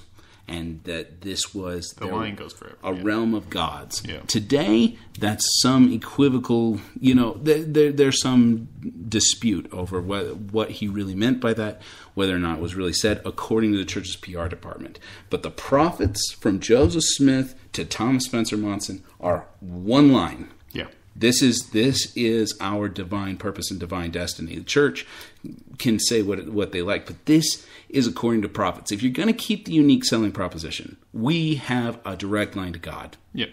Then you've got to stand on the line that these prophets, when they speak for God. Now, sometimes they say stuff for their own purposes, but and they speak as men, quote unquote. Yeah, of course. Then, of course, the question comes: can Joseph Smith have sex with 16-year-old girls as a man and not as a prophet of God? He's one or the other. Yeah, right, exactly. And right now he's off duty or whatever. Yeah, I'm clocked out. Yeah. That's right. Jesus Christ. And so I'm talking to these guys about the exaltation principle, which is that you get to become gods. Mm-hmm. If you don't become a god, according to damnation, the definition of damnation in Mormon doctrine, you can look this up in the Bible dictionary, is the best way to find it, is a stopping of your progress, as opposed to condemnation. Condemnation is where I knock you down a peg. You say, you were going to celestial kingdom, but you just loved your alcohol too much. I'm going to knock you down to the TK. Yeah. But it's still nice. You'll like it. It's still nice. It's better than here. Yeah. But just, you're not going to make it. That's being condemned. You're being condemned. It's like being thrust to hell. Yeah. Okay? Damnation is different. Damnation means that your eternal progress stops. Right? When in the Bible it says, God is a jealous God. For I, the Lord God, am a jealous God. Right? Joseph Smith. Who? Like, he's the only one that you know, technically. Like, what is he being jealous of? There's a great book by James E. Talmage that he was required reading for missionaries when I was a missionary. Uh-huh. And it's called Jesus the Christ. Actually, a very fascinating book. I highly recommend it. Okay. I got a lot out of it. I was the only missionary I knew who read it, at least. Yeah. But I learned fascinating things, like Jesus' name wasn't Jesus, right? Jesus is a Greek name. Mm-hmm. And it's an anglicized form of Jesu. Isn't it Yeshua? It was Yeshua, which is anglicized directly from Hebrew to English as Joshua. Yeah. That's my brother's name. I just remember the only way I knew that was because Passion of the Christ. My mom saw it, which was weird, by the way, because she's Mormon, and they went and then saw the rated R movie. But it's about Jesus. So it's all cool. That's when you can take a break from, your beliefs. So she saw it, and she comes home, she's like, Joshua, Jesus. Oh, Josh, your name, Jesus, yeah. And I'm just like, cool. Cool. Right. But you learn a lot of interesting things. Sure. One of the interesting things that he explains is God is jealous of himself. Mm-hmm. In other words, that the way it translates may not seem like it makes a lot of sense, but we know, because we've got this direct line to God, that men are supposed to become gods, and women are supposed to become goddesses, and together they create these eternal realms. Of course, and that this is all a big family, which puts a nice spin on it. That we can only progress into the eternities as a family. Yeah. What about people who don't have the chance to get a family? What about all those? And this bothered me because in the scriptures it says they are not gods; they cannot have increase, because they didn't marry, because they are neither married nor given in marriage in the afterlife and after the resurrection. And so, and Joseph Smith makes it very clear, they are henceforth not gods. I'm not reading this quote directly, but he says they're not gods. They cannot have an increase. And so they are ministering angels unto God forever and ever. So that's where you get this, in the Mormon culture, people refer to someone as a ministering angel. A ministering angel, right? Have you heard just this? Putting you, no. But I'm assuming it's just fucking putting you down. You're like, well, he's just it's like sweet spirit. Just an angel. Oh, yeah. Here in Utah, particularly in Provo, you say sweet spirit. You're referring to a girl who is heavy, right? She's got a sweet spirit. Yeah, exactly. Yeah. Oh well. Other people are referred to as ministering angels. Oh, he's a ministering angel. He's an MA, which means that's a person who's never going to get married. You know, they can't get married. And the new and everlasting covenant of marriage is the key to exaltation. Yeah. If you're going to get to the highest high, if you're going to have the eternal progress, the fourth discussion, you didn't serve in a mission. No, I didn't. Okay, so fourth discussions that Mormons taught, or at least when I was in the field, and it's changed now, progress. right? Yeah, they don't really have the discussion books. It's anymore. different. It's something now. different. Yeah. They encourage them to teach by the Spirit, which I actually think is a pretty good move. I think that unless they start just talking out their ass, hence like what Joseph Smith was doing, just this, and, oh yeah, you can have that, and that. And then they go into the church, and who the hell told you that? Well, that goes hand in hand. Actually, here's an interesting story. I don't know if you read I have on my Facebook page. Throw out your page, by the way, facebook.com/ Korihor Wins. Now, how the hell do you spell exactly? That? I'll put it up on the podcast website. It's such easy phonetic spelling. Joseph Smith could spell it. It's Kor IHOR. Korihor. Korihor Wins. Facebook.com/Korihor Wins. There's a meme on there. A picture says, "Are non-Mormons resurrected without genitals?" Yeah. And this was the story about that. I was in the field. Mm-hmm. I was in the Amazon jungle of Peru. Okay. And I was teaching. We have a listener, by the way, who went to Argentina right now. Oh, really? It served Argentina recently and stuff. Yeah. So maybe this will ring to him. Cool. Well, I was in the jungle. I was teaching this kid. He was 17. He couldn't get baptized without his parents' consent. And they for good reason. And they wouldn't give it. Yeah. How do we baptize 8-year-olds? I'm going through that. I got a 7-year-old right now. Illegal. So anyways, so this kid's going to get baptized at 18 when he turns 18. He's legally an adult. And so we're teaching him until then. To the date. Yeah, of course. And so and he says to me, he says, what will happen? How will it be with my family who are Catholics in the resurrection? And I said, well, they'll be resurrected like you and me. Thanks to Jesus as the first fruits of the resurrection, we will all be resurrected. Born good and evil, all people. Adolf Hitler will be resurrected. Yeah. Cain, resurrected. Yep. Or isn't Cain still alive? Well, that's a whole other story. He's Bigfoot. Yeah, my parents told me that. I remember. And so so this guy asks me this, and I said, but they'll have a lesser glory. This is my way of explaining in the church nomenclature. Yeah. They don't have eternal progress. Technically, they're damned.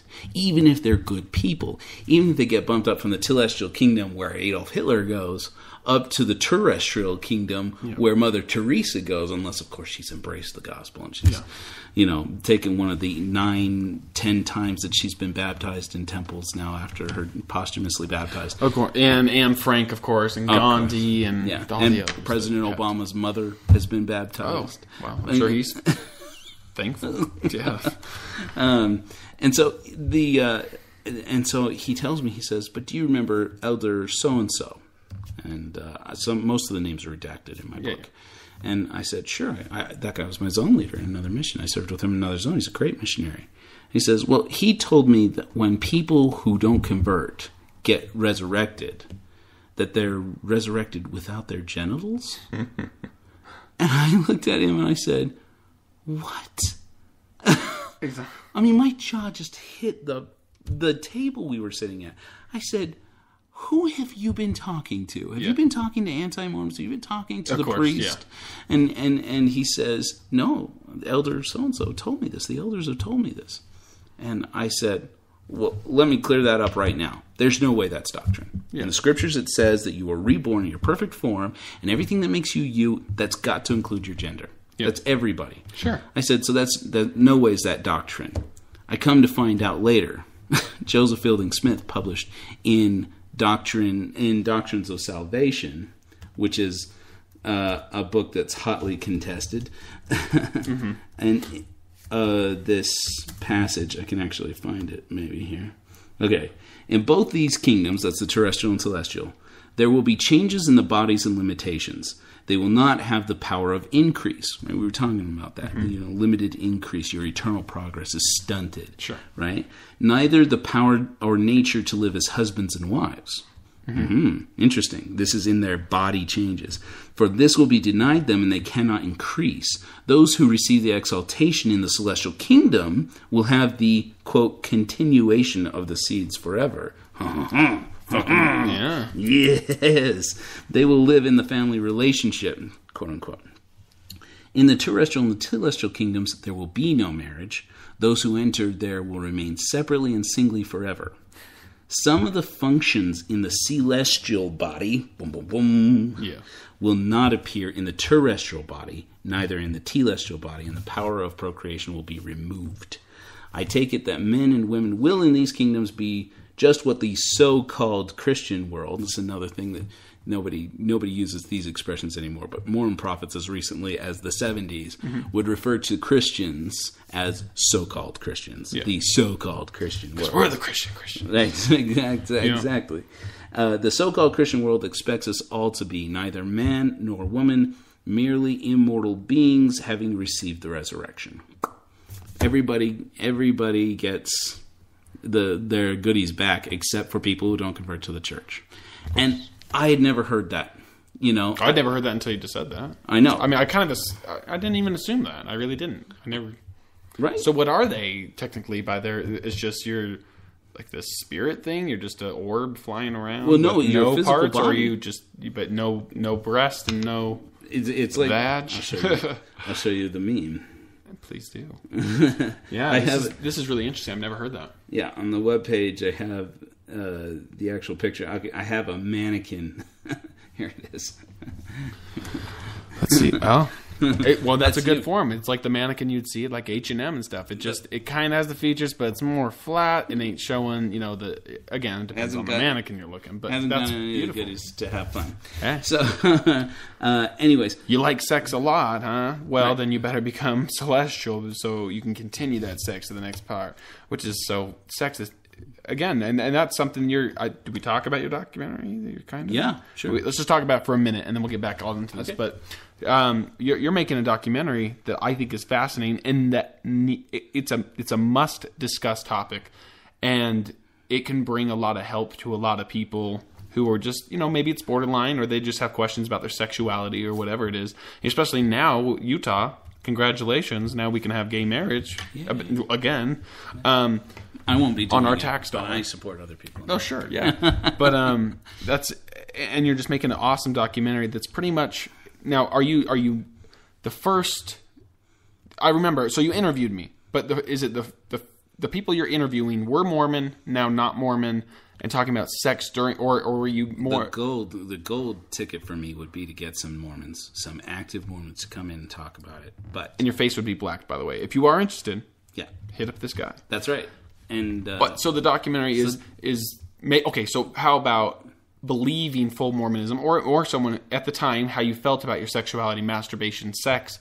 Did you do it? How did you comprehend that in your head? How did you justify it or not justify it or whatever? And then there were some ex-Mormons or FLDS or whatever, right? People who grew up Mormon, which is to say, Mormon actually you would think is a term. As a copyrighted term owned by the Church of Jesus Christ of Latter-day Saints, it isn't, actually. They tried to. By the time they actually tried to pursue the name Mormon, which Mormons have been trying to shed from... Yeah, well, I remember it was like last conference time, they were saying, we're done calling ourselves Mormons. Oh, really? It was during a conference or something that they said, we're Latter-day Saints. We're not Mormons. Stop calling ourselves Mormons. Everyone stop. It's probably just because they couldn't get their hands on it. Well, when we grew up, that was the mode. Sure. We had songs that we sang. Meet the Mormons. What are you talking about? Exactly. But they're so flippy. They would talk about it in the public face. If you want to know who Mormons are, this is who we are. By the way, we are offended by that term. Yeah. Again, yeah. But what do you mean, Moroni, Mormon? Right. Latter-day Saints. Exactly. Actually, there's an interesting thing I go into about in the book about Joseph Smith actually explained where Mormon came from. And it sets off a whole spark about Joseph Smith translating the Book of Mormon and his claims about the Book of Mormon. Because Joseph Smith claims, people say, I took this from some Greek word. There's no Greek or Latin in the Book of Mormon. It's from Egyptian. The Egyptian word mon and the word more, mon being the Egyptian word for good, and the word more meaning more. So more good. So those who are more good. And so it's kind of like, I remember my seminary teacher told me this, and he said, people don't realize when they call us Mormon, they use it pejoratively. They're actually calling us the ones who are more good. And that's how they definitely try to portray themselves in public. Yeah. It's different. But people who grew up Mormon means people who grew up in the Church of Jesus Christ of Latter-day Saints, people who grew up in the Community of Christ Church, which is formerly the reorganized LDS Church. Which is different than FLDS, correct? Which is different from the FLDS, which is the fundamentalists, or members of splinter polygamous groups like the Kingston Group or the All Red Group. So those are this kind of family of churches. In fact... Now, do we even get into Under the Banner of Heaven? Those boys. In fact, you know what's funny is my mother-in-law, she grew up with the Laffertys. Got a haircut by the Laffertys. They went to school with the Laffertys. They knew the Laffertys, all that. For anyone who doesn't know this, anyways, look it up. I won't get much into it because we're going to focus on this, but that's kind of a knockoff branch where they did their own thing and then decided to start making their own new church with principles. But how they came about it too, the funny thing is how the Laffertys started coming around their part is they started doing research in the church, BYU, they got documents, they started looking up stuff, and they just found out, they're like, you know what? They started looking into, the polygamy and stuff, and that there was I don't remember what book it was, but they'd found something, and the thing was Brigham Young, and they were just talking about polygamy, and that polygamy is the correct way to exaltation, be Mr. all the way to the top. If you wanted to be a god, you need to practice polygamy, and of course that didn't fly too well with the wives when they came home. At first, they started having these private meetings, the brothers, the dad, and to the point that they started killing.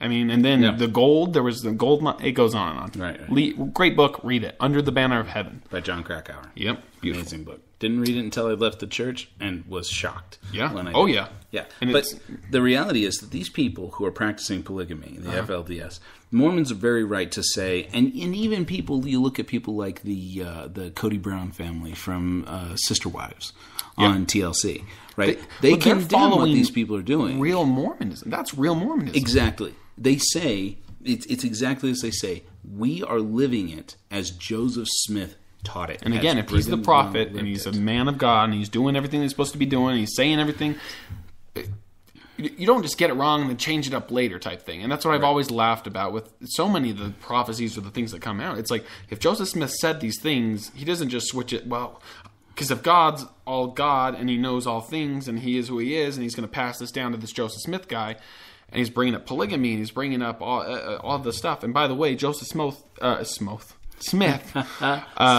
he wrote his own, he wrote the Book of Mormon, and then even the New Testament, there's the Bible version that he had written parts and added prophesying about himself, a man, and he'd come, and it was just writing about himself, pages and pages and pages that were not added in, not in the real King James version of the Bible. Well, he wrote it. He wrote it in the margins. Yeah, exactly.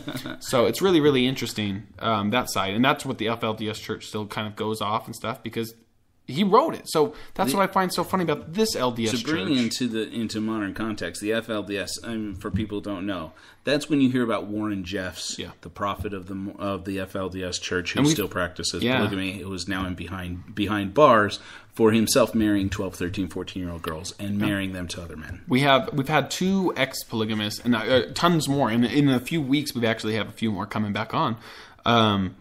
Who are from Colorado City, the whole thing. They had to run away. They can't see their family. They can go there. Moms can't say hi to them. They can't look at their friends, their family. They're done. That's right. And and they've met. They've hung out with. I mean, they didn't hang out with Warren Jeffs, but they've been in the same room with Warren Jeffs. Him giving sermons, doing everything, and they'll tell you. And you just keep sweet. The creepiest. You can look up recordings. Some of the weirdest and creepiest things. But this guy. But again, and that's what if we're putting, I don't know what you call it. If we're looking at Joseph Smith, we put a picture of Joseph Smith and Warren Jeffs side by side, and then start naming the similarities between the two. He's a modern day Joseph Smith. That's what it was. Joseph Smith did it. And it's so Joseph Smith had 30 plus wives, young girls, sex, whatever, and on and on and on. Warren Jeffs was doing the same thing. And so here we are. Oh, Mormons just bash Warren Jeffs. How can you take a look? That you're looking at Joseph Smith. That's right. And when I mean, there was a time actually when President Hinckley, who was the president when I was called on my mission, I held a lot of respect for. I mean, if this man wrote it, I read it. Sure. Because I really admired him, and he started pushing, in that famous 60 Minutes interview, where he said there are no fundamentalist Mormons, just like that. Yep. He said, there are none. There's this splinter group of people who do crazy things. We don't have anything to do with them. They've got nothing to do with us. Yeah. And it's like, and you come to read the history that you're not supposed to read about. You come to find out what they don't do anything like us is everything that was done from Joseph Smith through Brigham Young all the way down to Wilford Woodruff, even down to the Smiths. Sure. Again, back the around. only reason they ever dropped polygamy is because, and even there's a famous quote by Brigham Young, if we have to choose statehood or polygamy, we'll choose polygamy. I mean, they'll do it to the, impressive.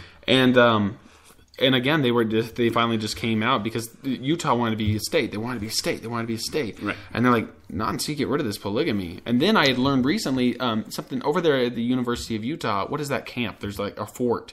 They had pretty much, they went there and they started pointing cans at Salt Lake City and everything, and there was going to be like this fight. And they just said, look, either you give it up or we're putting you all. I mean, they put many prophets in jail and lots of people and stuff. They're like, just give this shit up. And then they finally, oh, God, you know what? God came in. He said, we're done. No more. Wilford Woodruff's explanation, because up until that point, you're right, the prophets had said, look, this opinion, the opinions of men do not change the opinion and doctrine of God. Which is the same line they're holding about gays and lesbians, of course, but bisexuals today. But what happened with the African Americans when they started threatening with the tax? Exactly. That you guys are a racial group. You guys are racist. You guys are also, we're going to take away your tax. You're not no more a church. Right. You're just a racist cult. And you're all and what do they do? Oh, you know what? Yeah.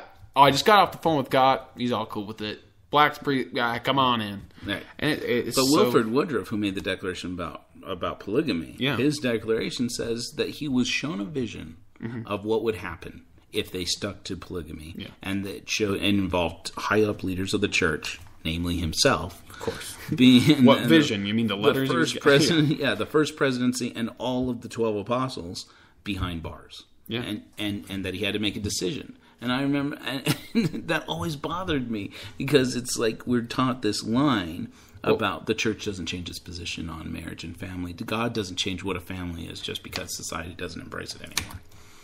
In fact, I referenced that in the speech that I made, which is the last chapter of my book, is the speech that I made to the disciplinary council that excommunicated me. Yeah. But so I'm in the bishop's office. Yeah. And I explained to him, I said, it bothers me to think people who have extenuating circumstances wherein they cannot get married. Yes. And they are damned. According to the scriptures, they are damned because they can't have eternal progress. And I said, and that's my problem. And that's where things started to unravel for me on my mission. I started to contemplate that. Yeah. And he said, and he leans back in his chair, Bishop Lamson, he says, well, that doesn't bother me in the slightest. And I remember looking at him and thinking to myself, did he just say that to me? Yeah. That doesn't bother me in the slightest. Yeah. And I said, with all due respect, we're not here to talk about what bothers you. We're here to talk about what bothers me. Yeah. And that bothers me. And he says, well, I'll tell you this. I believe very firmly that God has a plan for those people. And I said, yeah, it's in Doctrine and Covenants, section 132. He makes it clear. It's unambiguous. People who are not married, when they die and are resurrected later, are damned. They're ministering angels. Yeah. And your servants, your butlers, your slaves. And it wasn't until later I come to find out, the story behind what's going on at the time period when Joseph Smith gives that revelation. Yeah. Right? At that time, leaders in the church under Joseph Smith, including men like William Law, who will become instrumental in the downfall of Joseph Smith, have been ordered by the church, by Joseph and Hiram particularly, to insist that Joseph Smith and Hiram Smith and all the leaders of the church are not practicing polygamy, which most people in the church believed was true. and that, you know, this was a line that they had to hold to keep Joseph Smith out of jail, and that most of them believed. And then, but even the girls that Joseph Smith was married to were required to perjure themselves and swear under oath that they were not his wives. They didn't have relationships with him. Yep. And then once the storm had blown over, Joseph Smith immediately did exactly what he did with the Kirtland Safety Society scandal. Mm-hmm. He made them put their name on the line. It's the same thing that happened with the three witnesses.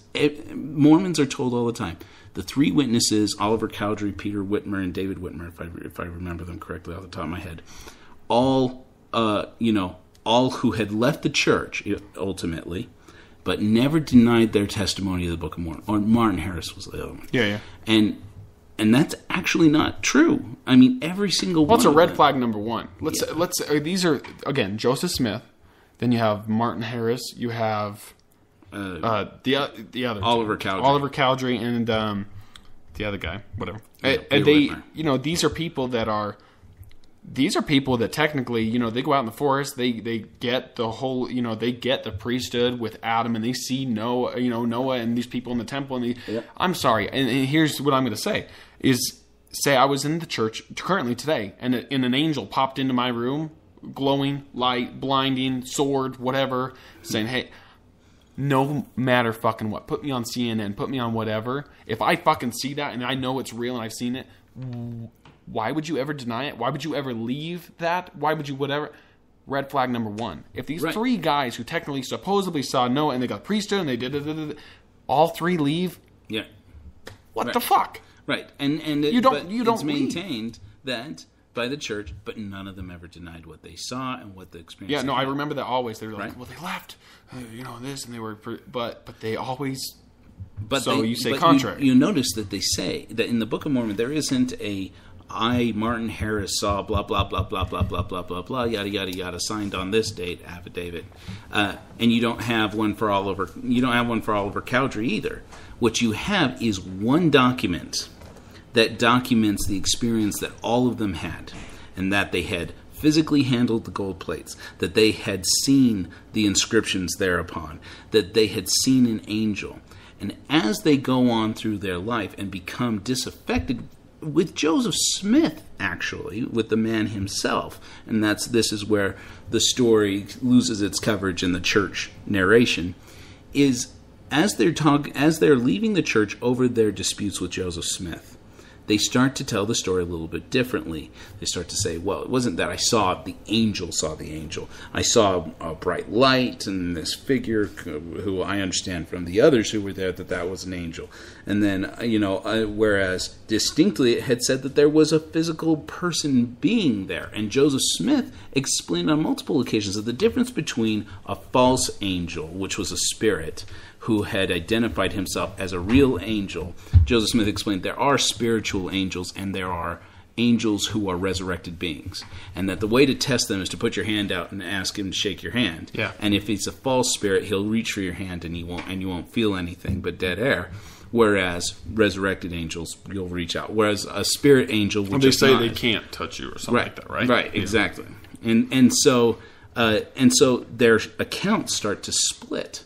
Even where Martin Harris, who vehemently says that he handled the plates after some trial and error, because didn't he take him what he wasn't supposed to, or something like that? Well, that's the story of the Book of Lehi. Yeah, okay. But in any event, these men are made to sign the same document that is printed at the front of the Book of Mormon today, that says they saw an angel. They physically handled the plates. They saw the engravings thereupon and knew that they were translated by Joseph Smith by the gift of God. But their stories deviated. They all believed that the Book of Mormon was true, as far as I am aware, that it was an actual record. And to their date, you think? What's that? To the death date? Oh yeah. You really? How? They had to have been in on it. Wouldn't you think? Exactly, because they signed that document. Oh, this has their I know what you're saying. on it. Now this is about their reputation. Got you. It's the same thing with polygamy. Joseph Smith, as soon as the threats about being persecuted over his polygamy relationships were abated by the testimony of all these people, say, I know this man, he is a prophet of God, he wouldn't do that. As soon as that threat has abated, he sends Hiram to negotiate with top people. William Law was a second counselor in the first presidency. Didn't know. And he records in 1843, on New Year's Day, 1843, if I remember correctly, that Hiram came to him. Hiram, who was his predecessor, came to him and showed him basically DNC 132. Mm-hmm. And he said, and he showed him this revelation, said it drove, he records his feelings, it drives the brain almost to madness. He stuck up for Joseph Smith. He put his name, his reputation. This is a man who converted in Ireland and brought all of his wealth to the church, brought his family to the church, came to America and left his homeland behind, and came to America for Joseph Smith. And within a couple of years, ascended from a convert from Ireland to the second counselor in the first presidency. Yeah. A man with serious power in the church. And Joseph Smith requires him to swear that polygamy isn't going on. And then as soon as the threat abates, he's told, actually it is going on, and we expect everybody to buy in and start doing it, particularly all the leaders in the church. Of course. Well, he discusses it with his wife, Jane. William Law does. Which can never go over good. Right. Oh, so we're going to take over. Right. And, I know this is what we said, but this is what Joseph Smith says now. And they decide together they can't support it. They can't stay Mormons and support this as long as it's the doctrine. People later recorded that the man actually handled Joseph Smith by the neck and begged him to ask again, to try it again and take it back. Yeah. Because he didn't want to believe that it was true. He couldn't believe that he would be asked to go to bat for Joseph Smith about this, and then it all turned out to be a lie. Yeah. What prophet would ask you to lie? Con man who wants a lot of money, who's in power. I mean, people worship this guy, right? All of a sudden, it starts out a small little lie. I saw Jesus, and then people start worshiping you. People start asking you. People start, it's a Tony Robbins thing. People start following you, and whatever you say, they put down quotes, and and they give you money and money and money, and they worship you. That the ego of Joseph Smith. There's got to be. I mean, I don't know. He has some psychological something that has to fit under him, but the ego of that man had to have gone celebrity status. I mean, people were thinking anything he says is the truth. Right. And that's where I think people are at today in the LDS church and other churches. When you finally get to that status, or maybe you're like, you're up there or whatever, and you start seeing it's otherwise, well, people are buying my books, and I am making a fuck ton of money, and I am doing, and I'm sure they have to sign contracts and big things that they never speak about certain stuff that they'll learn or whatever, and you just play the part. You play the part. That's your part, and God will, when you die, you'll find out at the end. But yeah. But why do all these people buy in, and why do they make up stories? Why do they try and convince themselves of something else? This is This is where the core horror argument really came in, and where my exploration into this kind of came in. Let's talk about it. This guy is telling me that doesn't bother me, and that I believe he blatantly told me that he believes that something is doctrine about this that conflicts with Doctrine and Covenants, that conflicts with the four standard works, which the church is still maintaining are the only official doctrine of the church. Yeah. Which is, official or unofficial, people follow this for a reason. Yeah. Okay? Yeah. There are women out there who can't get the priesthood, who want to be ordained to the priesthood, and don't, and because of a social, basically a cultural norm, something that is not recorded in any of the four standard works, that women can't hold the priesthood. Yeah. Sure. Just like there was nothing in the four standard works that officially declared that blacks couldn't hold the priesthood, or it was just racist. It was just okay. Exactly. And so that wasn't in there. It's still in the practice today, and it's just in the cultural practice. I mean to say, yeah, right. Mm-hmm. And so you have these other women who say, and you'll hear all the time in the church, I don't want the priesthood. Well, I wouldn't want that. That's a, and then I hear the most horrendous things to me. Yes. People will say, it doesn't, I don't want that kind of responsibility. Wait a second, really? You don't, if you had the opportunity, you wouldn't take it, And it's like, you make up this whole story about how the faith fits to you. Yep. Why do you do that? Why do you take somebody else's, why do you become Joseph Smith's apologist, is what I'm saying. Sure. He tells me, he says, you know what I think, Brother Rollins? I think you never had a testimony. as hard as I wanted it not to, Christian, Sure. that hurt me. Of course. That hurt my feelings. Well, and he is just throwing out that you've never had the burning in the bosom feeling. Yeah, the fucking right. big, We all have had it. We all had it. They say. Again, it's and anyone can have it for the spaghetti monster. If you're born from day one, I mean, the only reason I speak English and start, learning more, because my parents taught me English from day one. Right. Mormonism is the same way. If you're told that, you do these things, or you go out to the neighbor's house, right, and you're doing nice things, and you're cleaning up her yard, you're going to feel good. That's the Holy Ghost. Right. No, it's fucking not. But you're told that's what it is. So when they say that, you never had a testimony, I can tell you for myself, I remember going to those youth camp or EFY. EFY and all those things, crying, bearing testimony, believing it, and 100% believing in it to my head, of what I've been taught and true, and I felt it. I would pray fucking every night. I would do stuff. I remember it was one of those, you take them up, it's the youth ones where it's not EFY, but anyways, and I remember making everyone in that camp cry their fucking eyes out by a prayer I'd given, because something wacky had just happened before. There was some fight, some tension. I just given a good prayer. I was crying. Everyone else was crying. They're like, that was the most spiritual prayer. But the only thing that happened is I could have gave the same thing about garlic bread. I mean, I could have, and I love it so much, and the way it touches my tongue, But to tell me that I didn't, it's like making a dinner, right? And you make it up, and you spend all this time, you prepare it, and you taste it, and you taste great, and other people eat it, and they share that experience with you, and then someone comes in and says, that was just that. You didn't even enjoy your dinner. It was horrible. I mean, did you even like it? It didn't look like you liked it. It's like so easy from their perspective exactly. to describe to you what you feel and what you experience. And it just helps them justify themselves exactly. to that point. It's just, you never had the real one, Exactly. I have. Exactly. Which is bullshit. The same reason why I say I struggle with this doubt. This is a problem for me. Sure. The answer to me from him is, that doesn't bother me. Yeah. We're not here to talk about you. He is there to talk about him. Yeah. This isn't about saving anybody else's soul. This is about him not losing his comfort zone. Exactly. And so, and so that's for me. I told him. I said, look, I understand you and I have had all of maybe less than half a dozen conversations with each other because I was just coming back to church. Yeah. And I said, but you don't. I understand where you would say that, but you don't know me. Yeah. You don't know my history. You don't know what I've been through. And you don't know what I know and what I've done. And the prayers or the crying, the sitting at the temple by yourself, and those nights of pondering, and the times that you think God is talking back to, whatever. But exactly, you haven't been there. You just know me for this minute, and I'm bringing up this, and you're saying, none of that happened. It's not real. You're telling me about my experience. Yeah.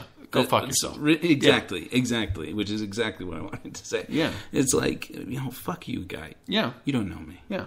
So I had this, the interesting thing, I talk about in the book, what I call on my page, I have a meme called, Does Moroni's Promise Work Inside the Matrix? And that is, when I was a kid, when I was 14, I decided to get right with God. And I decided I think we all have that point. Right? If you're born in it, like, you're just like, okay, I've been fucking up, I've been masturbating or whatever. I just need to fucking just buck down. This is what I'm supposed to do. Yeah. So you have that moment. Yeah, talk about the mindfuck of masturbation. Right. Absolutely. But I decide I'm going to get right with God. Yeah. I kneel down. I have this whole experience. Of course. And I put it up on my website, on my Facebook page for people to read. I had it.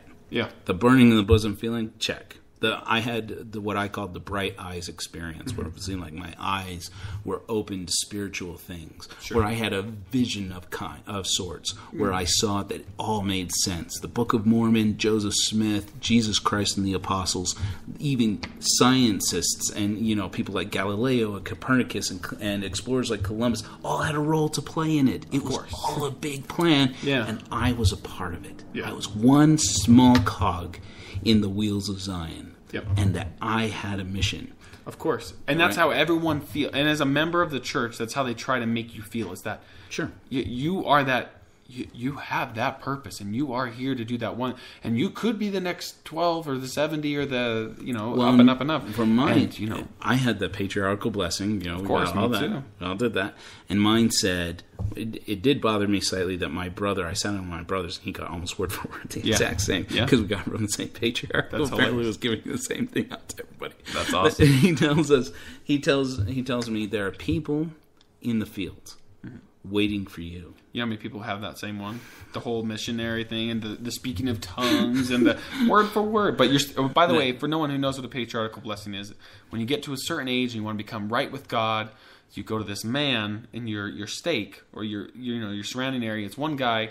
Like he has this gift. He's like a palm reader. This special guy who has this gift, Right. and he just goes into trance mode and starts giving you this blessing and just rambles pretty much this thing off, and he switches it up here and there. Sometimes he'll switch your what tribe you're from of Abraham and things up, but it pretty much all says the same stuff. And this is supposedly promising you things that if you stay close and holy to the church, this is how your life turns out. Yeah. And of course they're talking it the fuck up. They want to, and if they're close to you and they know you, then they'll maybe throw some personal things in. You're like, holy shit, he knows me. Whoa. Yeah, right. But It's basically going to the oracle. Yep, exactly. It's what it is. Yeah. It's your oracle experience. And my oracle experience, my patriarchal blessing, said that there were people who would Which, not by the way, be- you're never supposed to share with anyone. Oh, so yes. this is pretty...